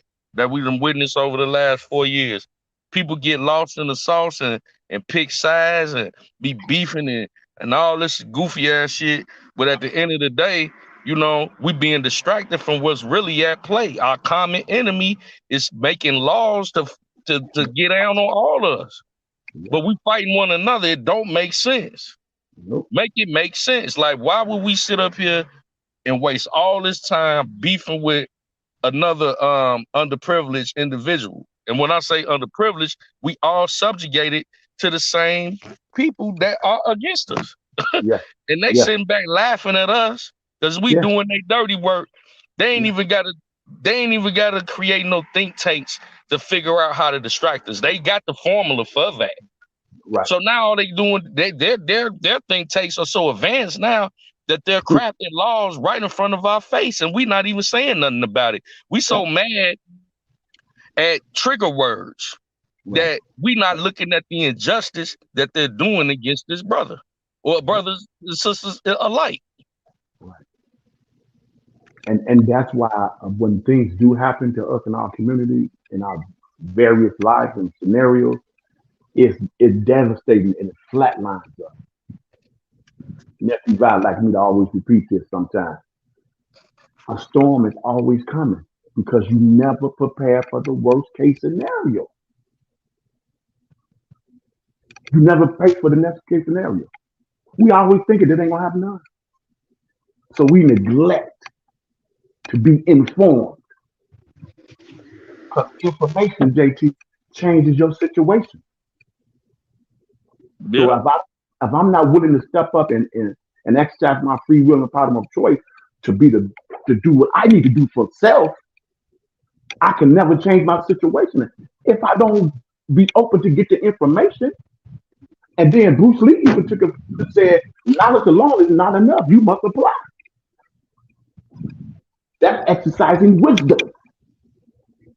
Because you can have all the understanding, you can comprehend, you can have all the knowledge and all these, you can even have wisdom. But if you don't know how to execute that and apply that where it's needed, you back at ground zero. And it don't discriminate with no particular age or color. I yield back. Absolutely. Man, we chopping it up tonight. Well, this afternoon on a Sunday. Yeah. It's bright and shiny over here, boy. Where I'm at, man. Oh yeah, man. It's gorgeous weather out here in the shop right now. I'm getting all this vitamin D. I need all of that, JT. I need all of that. Man, it's beautiful. I need all vitamin D for that sun, boy. I need all of it. All that vitamin D is appreciated. Yes, sir. Yes, sir. Hey, y'all. Did y'all see Mr. Hollywood, J-Rock? HN News, I don't think it was that. I think it was one of the other channels that got LFN. I think it was that particular channel that they had it. Mr. Hollywood himself. So he was always self-made. Okay, to quote the late great Richard Pryor on Which Way Is Up when he played his daddy. What the nigga done now? He was always self-made. He was showing pictures. They got a clip of him showing pictures and talking about his wife was a model before this, and he owned several businesses. He kept emphasizing several businesses.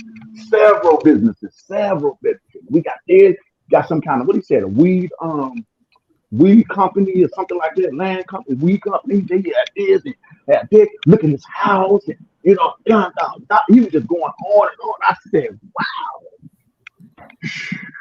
Man, my question is to all that is this. My question is, well, with all that is this: if that's the case, then why is it that your former co-worker jumps up and says about how you have hatched a scheme to try to extort R. Kelly anyway? If you got all that going on, I sent it to nephew Vi, and I told him in the text that he's he's cunning. This is what I get out of watching that. He's very strategic what he's doing. He's very strategic. He ain't slow. By no means is he slow. He is cunning and very deceitful. He's dangerous, bro. He's extremely dangerous.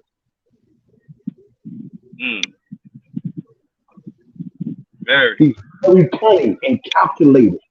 He's very meticulous and strategic about what he does and what he's doing. You gotta watch a person like that. Yes, sir. Look at the damage that he has done. Look at the Yo, damage that he has done. yo, J Rock, these motherfuckers could have all the money in the world, and they not for nothing. They just gonna want R. Kelly money just because R. Kelly got it. In I that mean, man situation, I like don't. that. People you know in the hood like that. What'd you say, Unc? How many people you know in our community in the hood like that? Oh man, damn near 90%. You could say. Motherfuckers can have way more than you, and just because you got something, they want it just because you got it. That's a fact. Yeah. So when I watch that man and I sit back and listen to what he was saying, and that's why JT and Dean and J Rock are always going into the comments. I'm always gonna have an open mind, so I want to see the balance. I want to see something, you know what I mean? So it can even keep me on my toes and really do that. And it was similar. It was a similar sentiment. Similar sentiment that if you got all this and this is so not no people that studies like that, they don't need to show none of that. They ain't trying to show none. They trying to hide that. You know what I'm saying? You on the surface. Don't look on the surface. Oh man, he said he good. He's very calculated about what he's doing. He's very cunning and deceitful. He's deceitful, man. What he's doing. It's a narrative he's got to spin. He's trying to backtrack, bro, and make this like this one about no. I didn't need his money. You know what I mean? Right. It's a trick, bro. It's a lie. Yeah, they causing a distraction, you know. That's It's another distraction. Unfortunately, people believe in that, man, and on some mess, man, it's causing confusion around this particular topic. You know what I'm saying? That's how dangerous that is. But see, the funny part about what had a man 30 years because of that. But see, here's the funny part about that. He said he didn't need his money. He didn't need anything from him. But yet this the same person that was on that phone call with Don Russell talking about how he wanted his millions. Yep.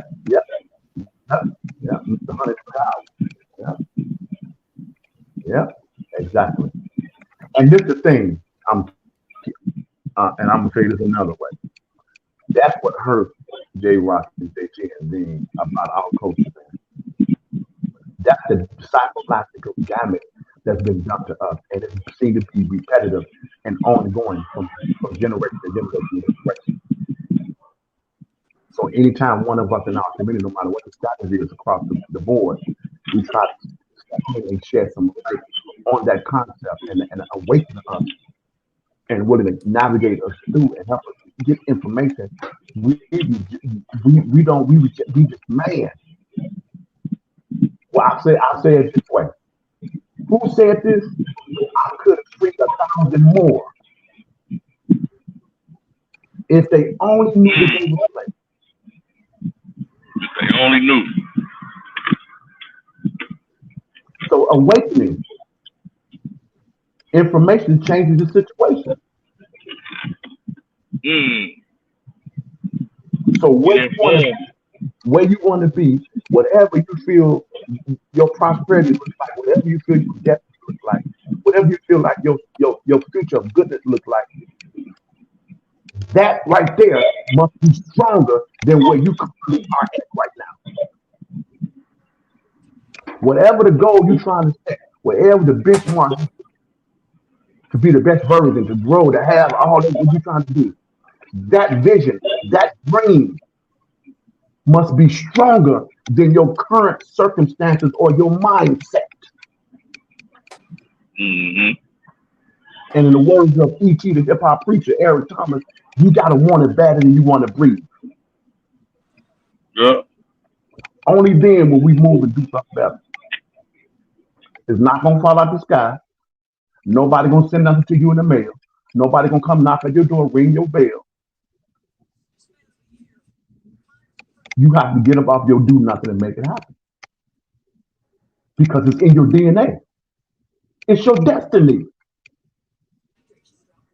You can't expect another human to do what you got in your DNA to do for yourself.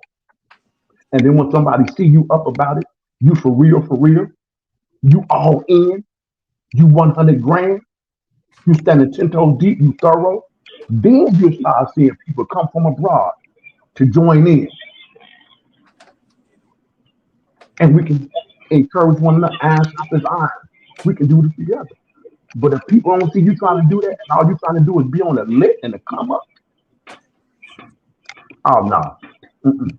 We got to shake you and break you away from poison what we got going on. Mm-hmm. You feel me? The words of Levi. You feel me? Real talk. Real talk. That's real. Yeah. Your destiny, your future, is in your hands. It ain't gonna happen because you really believe and want it to happen. No. You got to put some blood and sweat and tears into some grind, man. I put some grind in, bro. And you'll definitely appreciate it better too. Yes, sir. I want to give y'all a brief update right quick. The Sixers are in some serious trouble. Guys, I'm watching that shit right now, Jay. Boston 105, Sixers 100. After Milwaukee got beat out, I already knew what the deal was gonna be. I already knew. Yeah. The Celtics came back in this game and took the lead. We are now less than 2 minutes to go. It's 105-102 Boston. So what you think? What's your prediction, J Rock, for the East Conference? What's your prediction for the East I'm gonna tell you right now, looking at this right now. Real talk. This game right now, Philly cannot lose. They can't go 3-1 and go back to Boston. Okay. I'm telling y'all, if Tyler Hero ain't get hurt, the way Jimmy Butler looking, Miami would have walked right back to that champion, walked right back to the chip. I agree. I'll tell you right now, I got Miami is probably Miami aren't they're not the most talented team, but they're the mentally toughest team and the most well coached. Yeah, they really the dog horse. I agree with 1,000%, J Rock, with that. 1,000%. 1,000%. Because them losing Tyler Hero, that's a good 22-point scorer right there. Right. And that's Miami, right? Yeah. Yeah. Right. And see, but see, here's the thing: the longer the Heat are in the playoffs, the better chance Tyler Hero has a chance to come back. True. True. So it's a close game right now because it looks like Philly's at the free throw line. It's 105-104, and now Philly done tied it. Yeah, they tied it. With 106 left. Hey, y'all, let me pause for a minute. Man, just shout out all of y'all on the panel. Shout out to everybody in the chat, man. They responding with that goodness, man. This man, no disrespect to nobody. We got a lot of our brothers and sisters partners with our concept and what we trying to hear on things, on the YouTube street, man. But man, I got to give it to Big Bob opinion, man. Opinionated, man. This is a wonderful chat, man. This chat be on thorough, man. Man, shout out to the chat, man. For real, they be holding it down. Politicking. Man, that's thought-provoking. Yes. Man, that be refill to me. Because J Rock, D, and JT, when we be spitting that, people don't understand that. You get depleted. when we be on goodness, man, that teaching, man, like we be doing, J Rock and JT, we get depleted. We don't always admit it. We don't always articulate and say it. So that's why I'm always in the chat. And I'm able to keep going because I keep refilling. Absolutely. I'm in the machine. We're in the indie machine. I got to keep making some of them pissed out when I get so far ahead, spitting that real like we be doing. While y'all talking, I'll be at the pissed out, man, getting refilled. Mm-hmm. I yield back. Blessed to everybody in the chat. Everybody comment. Thank you for your participation. Let's keep it going.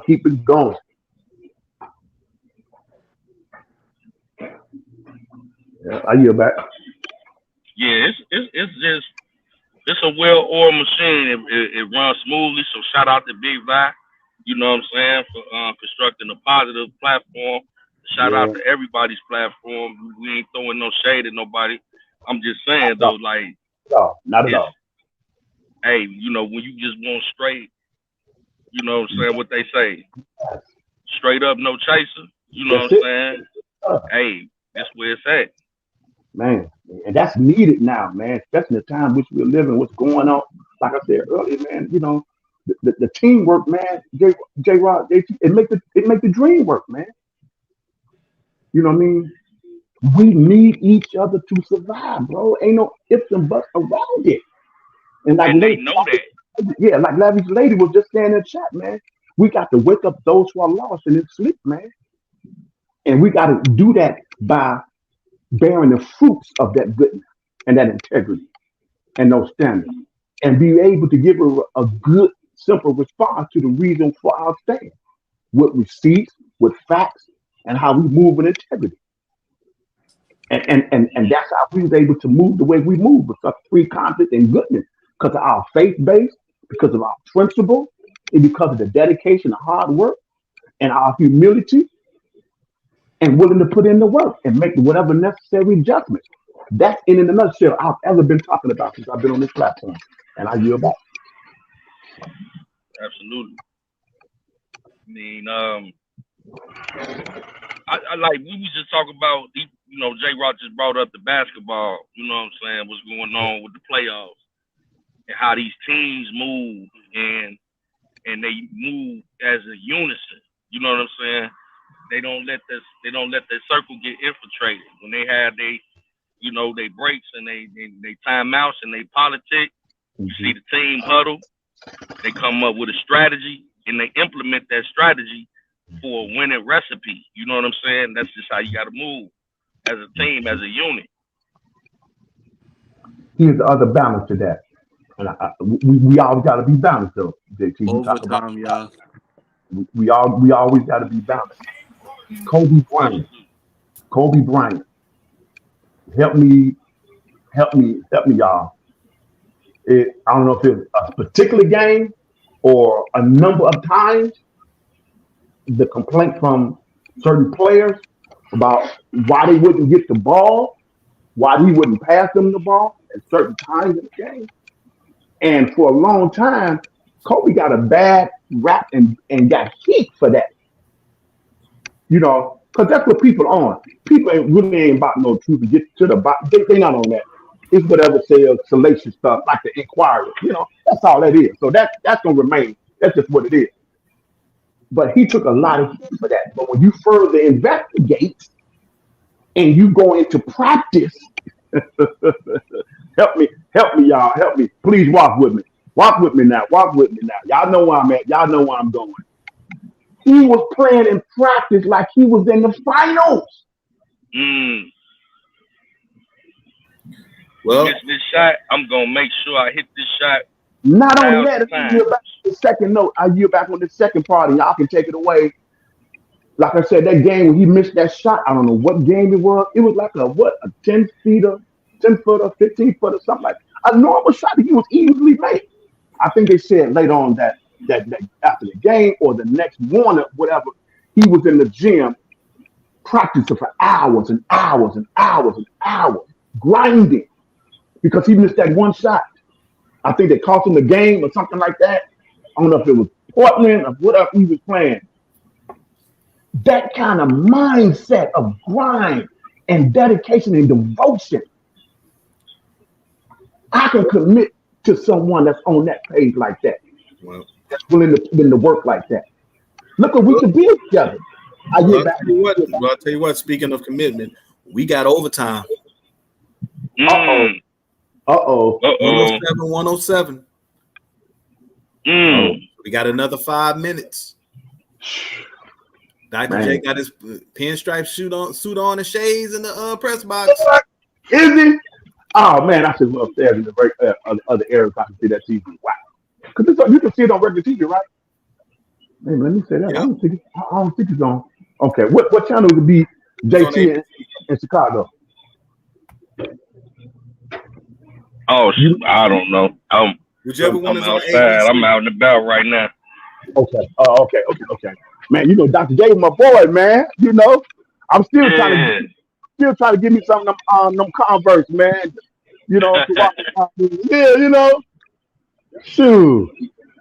Watch some Converse. Man, you know what I'm saying? Hey, hey, I know we done seen a lot of fancy dunks and a lot of creativity. I ain't taking nothing away from that.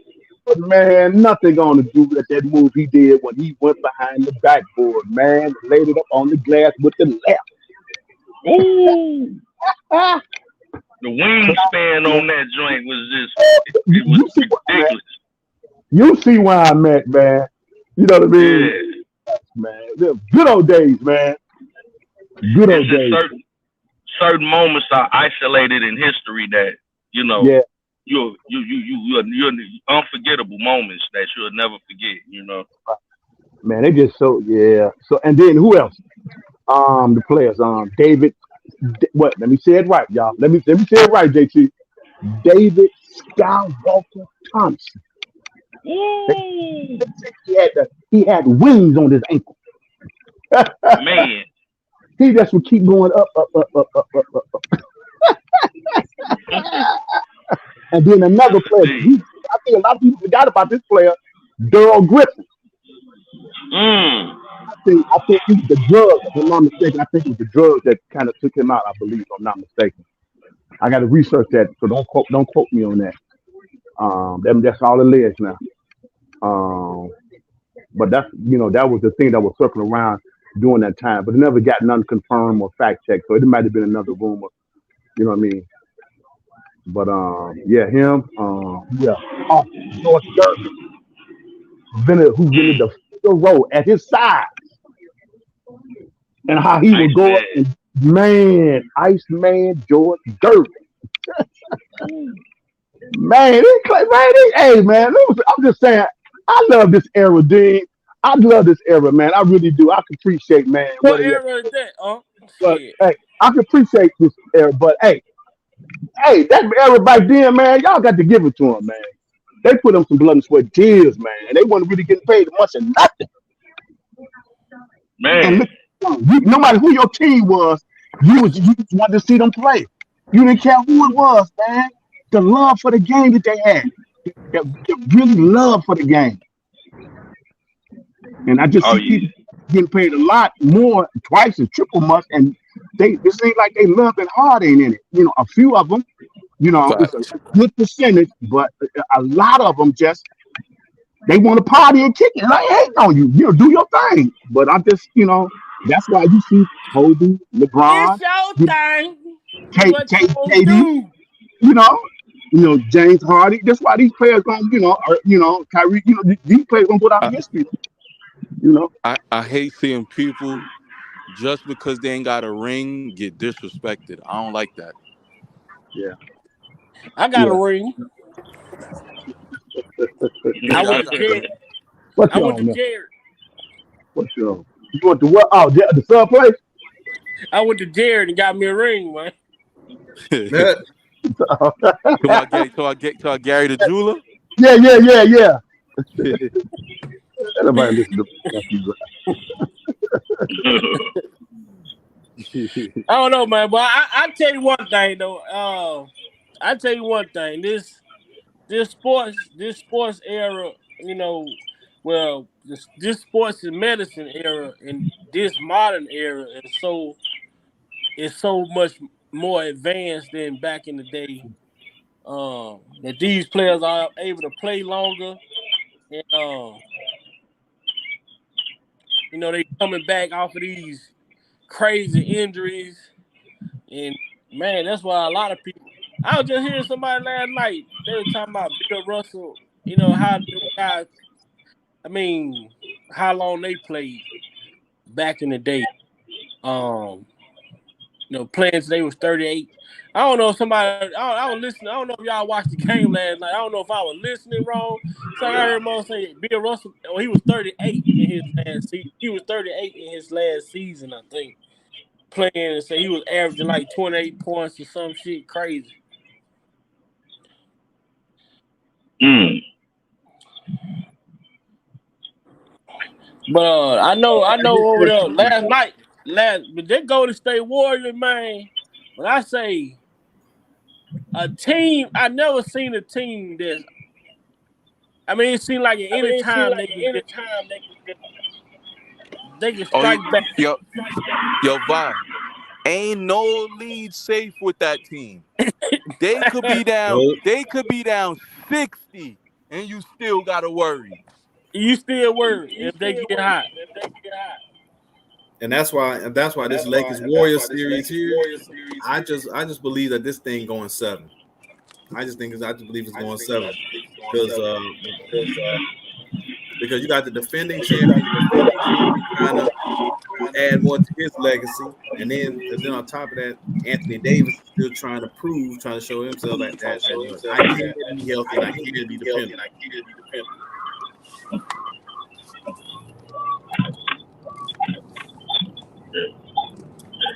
Yeah, it's finna get a little loud while I'm at, but I'm gonna go ahead and tap out, man. Much love to everybody on the panel in the chat. And it's always a pleasure when the players meet. Always a treat. Yes, sir. Yes, sir. Yes, sir. Y'all see what Miguel's last comment was? Yeah. Hey, I'll let y'all next on the next one though. I'm about to get out here myself. I'm still at work. Let me do some work. That's Dean with the echo. Oh, my fault. I'm in the car. My bad. I had to figure it out.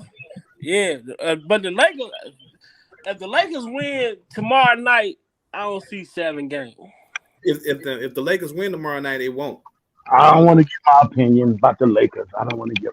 But I know you're a Jordan fan, but you witnessed greatness last night, man. Hey, it's all good. It's all good in the hood. You witnessed basketball being played at the highest level, man. Don't say that now. Don't say that now. It's a team sport. When you got your star player don't take a shot in the first quarter. But D'Angelo, now I can understand. D'Angelo Russell had it going on. You know, he surprised me. I just don't like his game. I don't know if it just looked lazy to me, but he was making some big shots in that first quarter. And then we know Anthony Davis. You know, I think that's a real thing that they was talking about. He don't play good in even games. So he probably come tomorrow don't have a 10-point. Dude, I understand, man. You be that dominant, man, that big, like can affect the game the way Anthony Davis do, but you can't do it on a consistent basis, man. That's crazy. It's just like Joel Embiid right now, man. He ain't dominate, man. Them boys, he supposed to be killing Boston right now. Yeah, but then you got that dude Robert Williams III. That's the big man anchoring Boston. So on the defensive side of the ball, he can be somewhat of a problem. Then you got Al Horford, even though he's about 70 years old, he's still blocking shots and still can drop a 3 if he's left open. So it's something's no problem. They're a problem. So I think it's going to be a situation where we don't see because right now this thing is close. Somebody say sweet escape. Why did the topic change? This is one of the because your ass just came. I mean, we've been on here for 3.5 hours. What the fuck you expect? Don't come on this platform questioning shit. What was you in the beginning? What was you in the middle? We finna get ready to close this shit out. Why did the topic change? Like you decided here and listen for the whole 3 hours and 45 minutes. Can't fool me. And matter of fact, your motherfucking ass blocked for that. Get your boot in the ass. I don't give a fuck. Yeah, the other part of that was like disrespectful. That's why other people didn't get in on the joint. I can't even get it out. I'm gonna leave that alone. Shit, we've been on here for 3 hours and 45 minutes. You want to come make a comment at the end of the damn live? We just pretty much shooting the shit now. Right. I had to yield back and let you have it, nephew, because the old me was trying to come up and I won't let it. So, I yield back. Nah, it's just So crazy. Like that if you solidifies what I was saying earlier, nephew. That just solidifies what I was saying.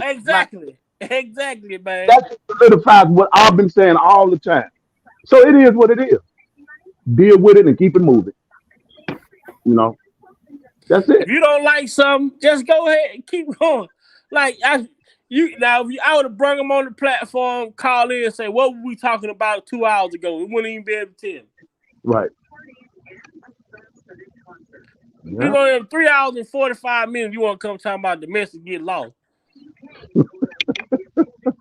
Like I told you. The message is in the first 30 minutes of the video. Right, I told you. The fuck you talking about? Hey, they're not going to. They just not going to switch, man. They just not going to think. They just people, my people, my people, man, my people. My people, man. Wow. But you know they gonna learn by coming over here running their fucking mouth out of line. Oh yeah. Quick, fast, in a hurry. Get your feelings hurt. And I hopefully you might not be listening no more, but go tell whoever else they got something to say about what go on this platform. And the words of Martin Lawrence, run and tell that. The bad news gonna beat you home, goddamn. I'm telling you. Yes, sir. Yes, sir. Yes, sir.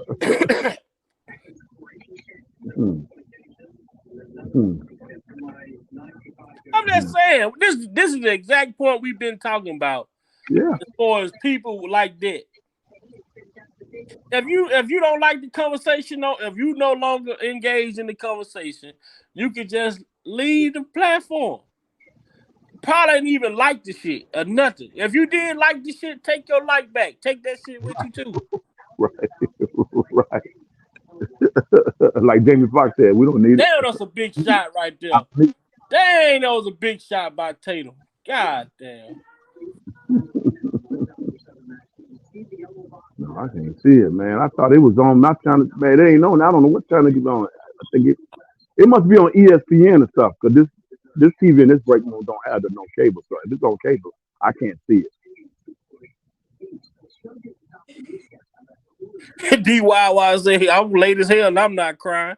I mean, everybody know if you come on late and we talking about something outside of the title, then guess what? You know you late.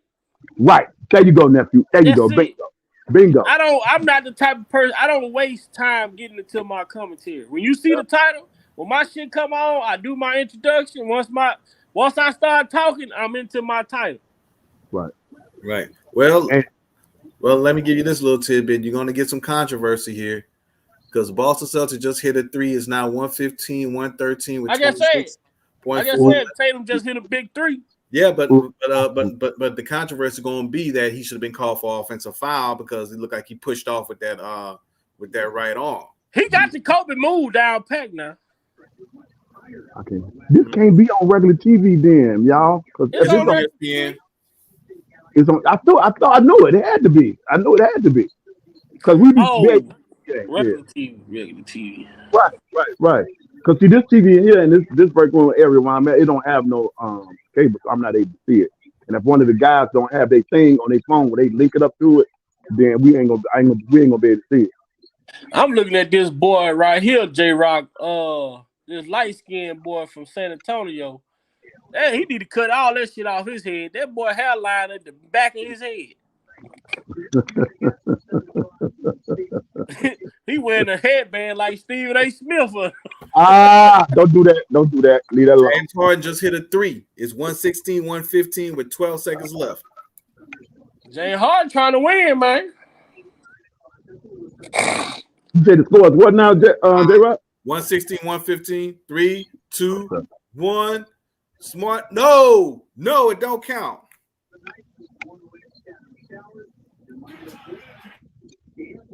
Yeah, help me out, J-Rock, because I ain't able to see Smart it. Just hit a three, but I don't think he got it off. They're gonna review it right now.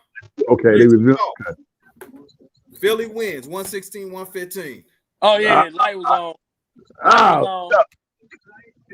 Oh, shucks, light was man. on. Yep. You know, it's either or. You know what I mean? Because like I said, I'm This was a fucking thriller right here, man. I was Dr. J all the way, man. You know what I mean? So and Larry This was Bird, a fucking Larry thriller Bird. right here. Jane Harden came. Jane Harden, they got their money worth today. Yeah, it's either one. It's either whoever wanted the most, man. That's all it come down to.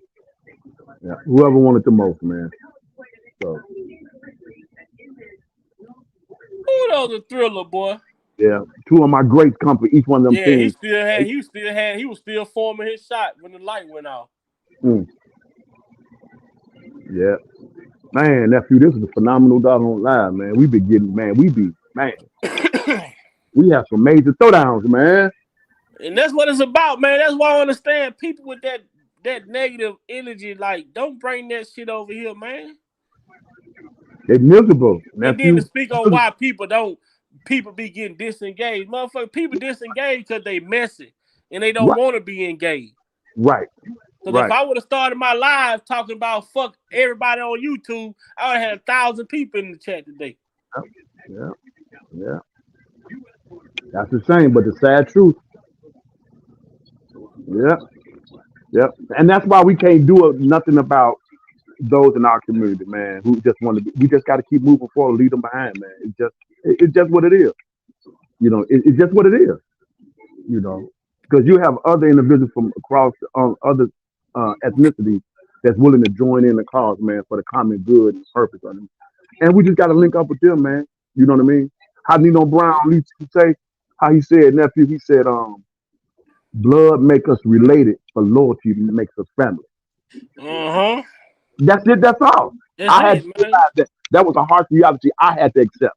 Shit, man, I got family. I got real blood family I don't even fuck with. I Yeah, talk to y'all more than people that yeah. cousins, I aunties, concur. uncles, brothers, sisters, I concur. I concur. you know. That I don't want I, to, nothing like that. It ain't got nothing to do with that. And the ones I do, the film I do is just very small and slim. You know, and other ones that I can, just busy. We just busy. We just don't see each other. It's just busy. It ain't nothing about nothing. You know what I mean? But when we do link and get in touch or text or anything like that, it's all love, you know. And the ones who just, going through, they go through, just let people do them. But I can't let your energy of negativity and that I just can't all that make my make my nerves hurt. Do man, you but know I gotta get on appreciate somebody's mind? and that's how I know the people who just got somebody who been sent over here versus Yeah, be over here, because people that know this platform, they don't have a problem if we get off right, subject. right. Because guess what? We can get off subject and hop right back on. It's Right. just like driving the car. We can stop and fill up and get back in the car and hop. We're gonna make sure the point that we chose to make get across. And I'm gonna always try to bring it back circle like that. That's just my personality. So yeah, So the same way they drove their ass on this live forward, they can reverse their ass up out of here. Now they yeah, got blocked. Now they yeah. can't even turn down this road no more. They're gonna Mm-hmm. up the page. Hey, And James what? James Harden dropped 42 points and Woo! shot 16 on 23 shots. He scored 42. That's efficient as hell. Wow. He was 16 to 23 with 42 points, 8 rebounds, 9 assists. J Rock, them some good They impressive be, numbers, they man. be talking shit about, but it's the same thing with James Harden, like Anthony Davis, man. They Right. have good games like that you expect them to have, and then Mhm. they'll come back with a follow up game and be like, "Damn, what?" When you reach that status, we expect to see that shit night in, night out. I just James think Harden, with Anthony Davis, I just think he should have went somewhere where they built around him. This is my the opinion. Lakers is built around him. No, that's LeBron team. That ain't LeBron team. That's AD team. The team don't go without Anthony Davis. I'm a year back there, nephew. I'm a year back. That ain't no goddamn LeBron team. I'm AD. respectfully the year back. I'm respectfully year. I'm just seriously speaking. That's Anthony Davis team. Anthony Uh, Davis need to know how to lead. Anthony Davis, he ain't he no matter where he go, he ain't he gonna. he He can't don't though, know nephew. how to lead. He just can't. Huh? He just can't, or he just don't want to take the responsibility of that. And I ain't blaming him either way. They build the goddamn Pelicans around him. The Pelicans good now. I think even if they would have brung pieces there with him when he was there, but he wanted to leave to go LA do his thing, whatever. Even right now, he's just not consistent. The motherfucker give you a good game, like game 1, dominant. Game 2, the man had 10 points. Come on, man. That shit ain't gonna work nowhere. Yeah. Now when you Anthony Davis, you know what I'm saying? We expect role players to have games like that, but you a premier player, Anthony Davis. Yeah. We expect a lot more from you. And even when LeBron being on that team, this man in year 20, you young as hell. Right. Ain't no way, LeBron, you supposed to look, and like LeBron told him, we only go as far as Anthony Davis go. If he don't have a good game, and you see it, when he had them fucked up games, the Lakers get blowed out. Yeah. So saying that down the stretch, how you think it's going to look for them? Because with all the other elements putting together with that, you think they'll be able to wind up in the NBA Finals? I think it's gonna come down to the outside shooting.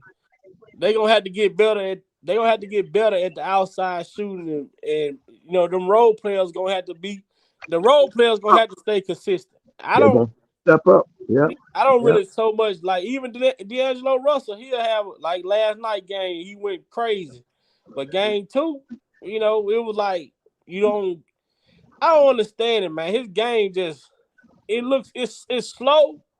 And when we watching the Lakers and Golden State, you thinking about running, pacing up and down the court. Yep. But D'Angelo Russell look like he be a fucking snail, man. I don't understand it. But it worked for him, I guess. But then Darvin Ham, it gonna come down to the coaching, like I told my brother, with Sacramento and the Warriors, their first round, they Mike Brown got out coached in game 7. You sitting there, them guys, my brother, like, oh man, you shooting. I say now, Sacramento go up on Golden. Once you get 15, 20 points up on Golden State, you need to play the shot clock. Ain't no sense of you shooting 8 seconds off the shot clock into a possession with a team that's like Golden State. They can get hot at any time and goddamn come back. Man, we finna run it. We're going to drop a play. We're going to run the clock down to about 10 seconds. We're going to run our play, get the best shot, and live with that. But I'm not finna come down. It's 24-second shot clock. You shoot, it's still 20 seconds on the shot clock. So here's my bottom line that I'm looking at. So who do you think team-wise, player on these team-wise, can have the stamina to continually stay consistent? These are a lot of more games you got to be playing. And then going to the NBA Finals and beat everybody out in your conference. Whoever can close out. Their mentality is intact along with their stamina. Who do you think stands out that y'all look at on both sides? I think you gotta close out. You gotta be able to close out these series and not let them go 7 games. And I think that 7-game series with Sacramento gonna come back, and I think that's gonna take a toll on Golden State. But LA gotta take advantage of it though. I'm hoping not. I agree with that, but I'm hoping not though. I'm really hoping not. And then you look on the other side with Miami. This when you dig deep though. This when you really dig deep. With Miami, and I mean that first round, them sending the Bucks home like. Oh man, Texas Mall Massacre. That was yesterday. Well, they should want. Yeah, they. I'll tell you this about Miami. Jimmy Butler is who he is. Jimmy Butler is one of the most mentally tough players you're gonna ever come across. Playoff shit. I agree with that. The man had a bum ankle the game before. He still dropped 28 yesterday. Yeah, I remember. Yeah, I saw that. He dropped 28, and you would think with Tyler Hero gone, it would have been done. No, all of a sudden, Bam had a double-double. And Kyle Lowry started doing Kyle Lowry things. Then you start getting Miami got 7 undrafted players on their roster, and they right now 2 games away from the Eastern Conference Finals as an 8 seed. You got to dig deep, man. You got and your mental, like you just said, J. Rock, your mental, your stamina got to be in the court, man. That's the only way you win the games like this. So my thing is, the ones who fall out, what were you doing in the regular season? Y'all didn't have regular practice. What were you doing in your leisure time? You gotta be able to. That's why a lot of these young kids they looking now. You know what as far as longevity go. Even when we look at like a Floyd Mayweather, we look at people like Floyd Mayweather, LeBron, James Harrison that played for the Steelers. These guys, Terrell Owens, they talk about how much money they spend into their body and their conditioning. Yeah. That shit is important. This is your money maker. You know what I'm saying? Yeah. So J Rock, walk with me. LeBron is how old? And the lead, how long? He came in the league 20 years. He's still playing with. That should be embarrassed to them, and they still ain't. I just want to know what they why is. I think they lost their why for why they in the league, why they came in the league, and what this really is about. I think certain players just stands out. We can talk about it, but we'll be all. LeBron has been in the league 20 years, and LeBron is still looked at as a top 5 player, and he's in year 20. But look what nephew just said. It's because of what he put in. Right. That's what sends players out like that. The LeBron, the Kobe, the Jordan. That's what makes them stand out. You just seen Terrell Owens. I mean, it was like before the last summer. Terrell Owens, he raced the dude from the Kansas City Chiefs. What's his name? Well, he went to the Miami Dolphins. The little short, call himself the Cheetah. What's his name, man? Y'all know what I'm talking about. Yeah. Okay. T.O. raced him, man, and shit. He barely beat. He put about a step or 2 on T.O. Wow. Man, T.O. his 40s, man. This dude got 16 pack, ripped up still. I think he played. Actually, I think he played in the Arena Football League. T.O. Wow. But you gotta take care of your body. You gotta invest that money into your body. Even like Floyd, that's why I used to like Floyd Mayweather. I used to like watching his 24/7s before he fight, and he show you his regimen, his training. Putting it that old hyperbaric chamber, all that different shit they do, Sub-Zero tanks. Yeah. Like, I'm like, damn, man, dude spend $1 million on conditioner a year. Yeah. See, that's what I call J Rock, and they use this term in the personal development sector. An abundant mindset, the wealthy, the millionaire. That's what they're always talking about. The difference between having a scarcity mindset and an abundant mindset. You know what I mean? You have to put that work in, and it's gonna cost some sacrifice. You know what I mean? That when you truly want to be successful and maintain that consistently, you're gonna give up a lot of stuff, including sleep, including leisure time. Because once you reach the benchmark and you maintain and you achieve that, then you can, all the toys and all of the that can come later. But the society now wants to do it in reverse. You know what I mean? They want to try to do all this stuff and then try to get to and then you miss all these steps. What y'all think about Aaron Rodgers going to the Jets up there? I know Chicago. I know as a Bears fan, y'all gotta be happy as hell. Like, I'm gonna keep it all the way funky with you. I'm gonna keep it all the way funky. When I was a shorty, The football helmet I always had and I played with. Hey, was green. Hey, it just I had to look back in the archives and see it. It wasn't no Bears and nothing like that. Oh, you was a Green Bay fan. I wasn't no green because I was too young. You But too young. yeah, I would have to ask my mom. You know, I can't ask my dad. He probably would know Oh, more. But I would have to ask my move, mom. man. But when I look like in the archives, I say No. I had a Green Bay football helmet on. And I reminded my mom that I think I one time and she's like, yeah, you remember that? I'm like, yeah. I guess I had no choice but to be. My granddad was a Cowboy fan. He had all the Troy Aikman. But Troy Aikman. I didn't really know nothing about the you probably kids like that. But then I moved from that nephew to like baseball. But that wasn't really my I played it, you know what I mean? But it wasn't my but when I got introduced to basketball, one of my older cousins, whoo, it was like, man, a breath of fresh air. J Rock, I was leaping out the gym, 2 hands off a vertical.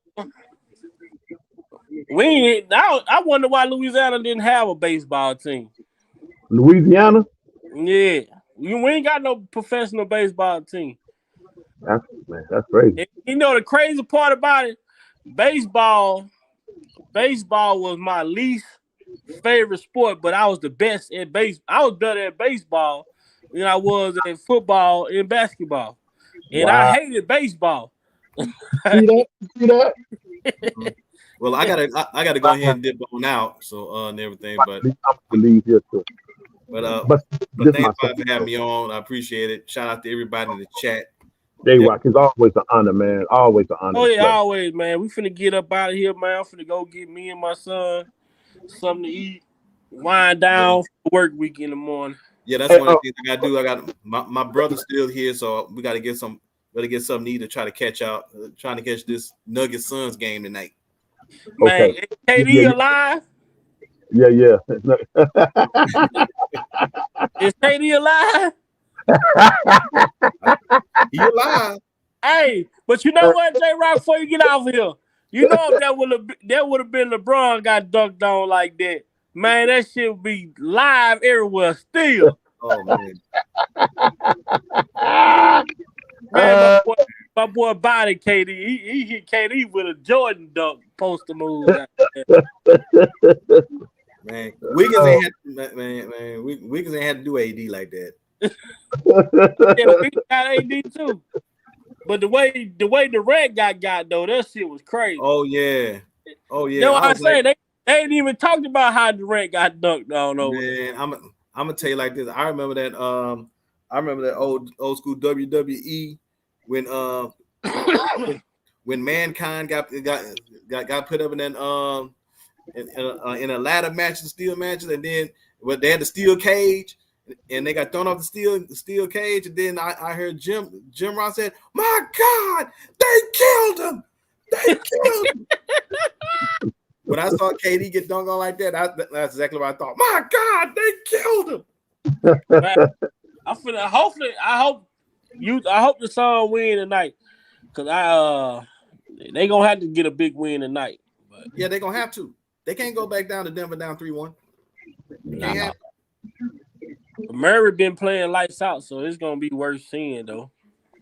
Man, Booker dropped that 47 piece the other night. He ain't playing.